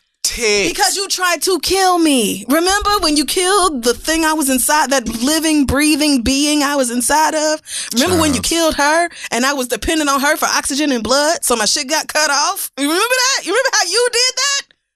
How is anybody acting like Ray Carruth is someone to be sympathized or empathized with in this? You do not deserve a relationship with your son. You deserve to never see that boy again because you tried to take him off this earth. You deserve to never, ever get to know him and what sort of person he is. You deserve that. You truly do. You deserve a lot worse. And you deserve to still be in jail. I can't believe Ray Carruth is out. What the fuck? Like, you should honestly just take that and run with it. Ray Carruth should just honestly call on Jesus if he picks up. He should just be glad he's out. And talk it out with him. Go live your life somewhere, in the sticks, very quietly. Don't join Instagram or anything else. Just leave us alone and move on with your life. Your mother as well, please. Mother especially. Because I don't care. If the boy does not want to get to know you, doesn't want to see you, didn't want to be there when you got out of jail, then he just doesn't have to. I hate when they be interviewing like these like killers and terrorists and their mamas and stuff like that. Because of course a lot of these people are going to be sympathetic because it's their cable. Bitch, I'm not going to sympathize with you. Like feel those things in private. I don't care. I'm not going to feel bad for your kid. No. I'm not going to feel bad for you, sis. Like I'm just go away. Honestly, I don't have nothing nice to say, but. I don't understand what's confusing. Right. Well, so the boy's grandma said that she forgave Ray Carruth a long time ago because... She had time. Well, she did. And also that, sitting in the unforgiveness was, poisoning her and him and all that. So... But I understand not being able to have a relationship with somebody who can't even acknowledge the harm that they did. At no point over the past 20 years has Ray Carruth said, you know what, I did it. It's not some drug deal gone bad, because that was the original story, that he backed out of a drug deal. So his baby mama got shot as like retribution sort of thing. Right. Okay. So somebody else did you that quote unquote favor? Really? Because that just don't make sense, Ray Carruth. It don't. So I don't blame this boy for being like, hey, you have actually never admitted the thing that you did. So why would I? Like, that's the very basics of what you have to do in order to ask for forgiveness and repair or build a relationship with somebody. Clearly don't need you. If you can't even acknowledge what you did, then we literally have nothing to talk about. Fuck Ray Caruth and fuck his dusty ass mama too. Like, bitch, I get that's your baby and you glad that he's out of jail, but the rest of us don't have to give a fuck about your murdering ass son. Don't. The fact that that baby lived and has a relationship with his grandma, I know is the joy of her life. Because I can't even fathom my daughter being pregnant and it's such an exciting time in her life and she wants to have this baby. Right. How dare you even mention me, and bitch? here your selfish ass go, thinking about a check. How Where'd dare your check you even go talk when you about was me, in the bitch? Where'd your check go when you was in federal prison for 19 years? How did that work out for you dumbass bitch? I'd have my attorney send a letter that just says, keep my name out your mouth. And he talking about there's nothing I can ever say or do to right my wrongs because y'all gonna always consider me the bad guy. We don't care. You because are. you're the goddamn bad guy, nigga. You're a murderer. You literally What had are you this talking woman about? shot. I don't get it. It's wild to me how niggas would be like, how you just gonna be mad at me for doing you wrong? Like, what? I'ma just do it. I'm just sorry. like that. What? Straight like that, you dumbass. You must think I'm as insane as you. All right. Well, on that note, I'm done with my read. That is going to wrap up this week's episode of The Read. Check us out on social media at This Is The Read. Our website is thisistheread.com. Thank you so much to everybody who came out to our live show in Philly on Sunday. Yeah, and the two ladies that hit on Crissle. Okay, so one of them didn't. She said she just had a question and she asked it awkwardly and it came out like that. But then the other one did. It doesn't matter. We will be in Queens at the Work It Festival on November 13th. Tickets to that and the rest of our shows in Nashville, Denver, Seattle, and Miami are available at thereadlive.com. Kid Fury, any news this week? Trilloween. Just a few. Well, technically, Trilloween is tomorrow in New York City. Oh my God, it is. By the time this comes out. Yeah, that one sold out. As you do, you know. If you'd like to come to Trilloween in Los Angeles on Sunday the 28th, there's still some tickets available for that on Trilloween.com. I'm not sure if we're going to do tickets at the door, but I'll definitely keep y'all posted. I think it's a no, but I will check. Okay. Mentioned the WNYC thing? Yeah, I think yes. Yep, the WNYC thing. Right. At the Knockdown Center in Queens. So in Queens. I don't think we have, do we have an acronym? Are we done with news this week? I feel like we're missing something. What are we missing? Oh, don't forget to take your ass out and vote. Oh, yeah. My acronym is VOTE. Vote or? Very over Trump's era. Very over. Okay. Oh, I see what you did. Because the acronym is vote. Okay. Yeah. I got you, nigga. Please go. Go vote. Have a voting party. I don't care if you take people with you. You know, I was going to say pre-game, but post-game. Oh, yeah. Don't get drunk beforehand. Vote with the anticipation that you're going to get fucked up as a group afterwards. Whatever it takes to get everybody out. But be sober when you go so that you make sure you pull the lever in the right direction. Right. just whatever it takes, bitch. Get your ass up and go out there. We're tired. Yes. We're dying. Even though Republicans may very well steal the election, especially in Georgia. We see what's happening, you sons of bitches. We see it. Yeah, they really don't want my girl Stacey to win. They really don't want somebody for the people out here. Yeah, they hate her. But yes, please, if you have, just please, y'all, please look at the world. Look at what we're living with. You have to just everything is trash. Don't fall under the idea that you can't make a difference or it doesn't make a difference or the world is shit anyway. It's not gonna matter. Right. Or, even though everything is super overwhelming. Yeah. And it can feel that way. I get it. I get it. Overstand. And I'm still going to vote. But I'm still going to vote. In fact, I'm going to vote in Florida. Yes, that almost makes me wish I kept my registration in Oklahoma just so I could kind of make a blue. Needed it. Although, I really don't feel like but you know what? You never know. Oklahoma is kind of starting to get bluish. I think they just legalized medicinal marijuana, I think. What? Yeah. Come on, progress. Maybe. It would be a miracle, but I just hope... I hope everybody is tired of this shit. I hope we're all over it. But anyway. Well, yeah, I think that's it. I'm going to go take my ass down to the penis state. Go vote for my nigga Andrew. Oh my God. I was watching a debate the other day where he was like, I'm not calling your man racist. I'm just saying racists think he's racist. I was like, yo. Black people are everything. And we will see y'all next week. Bye.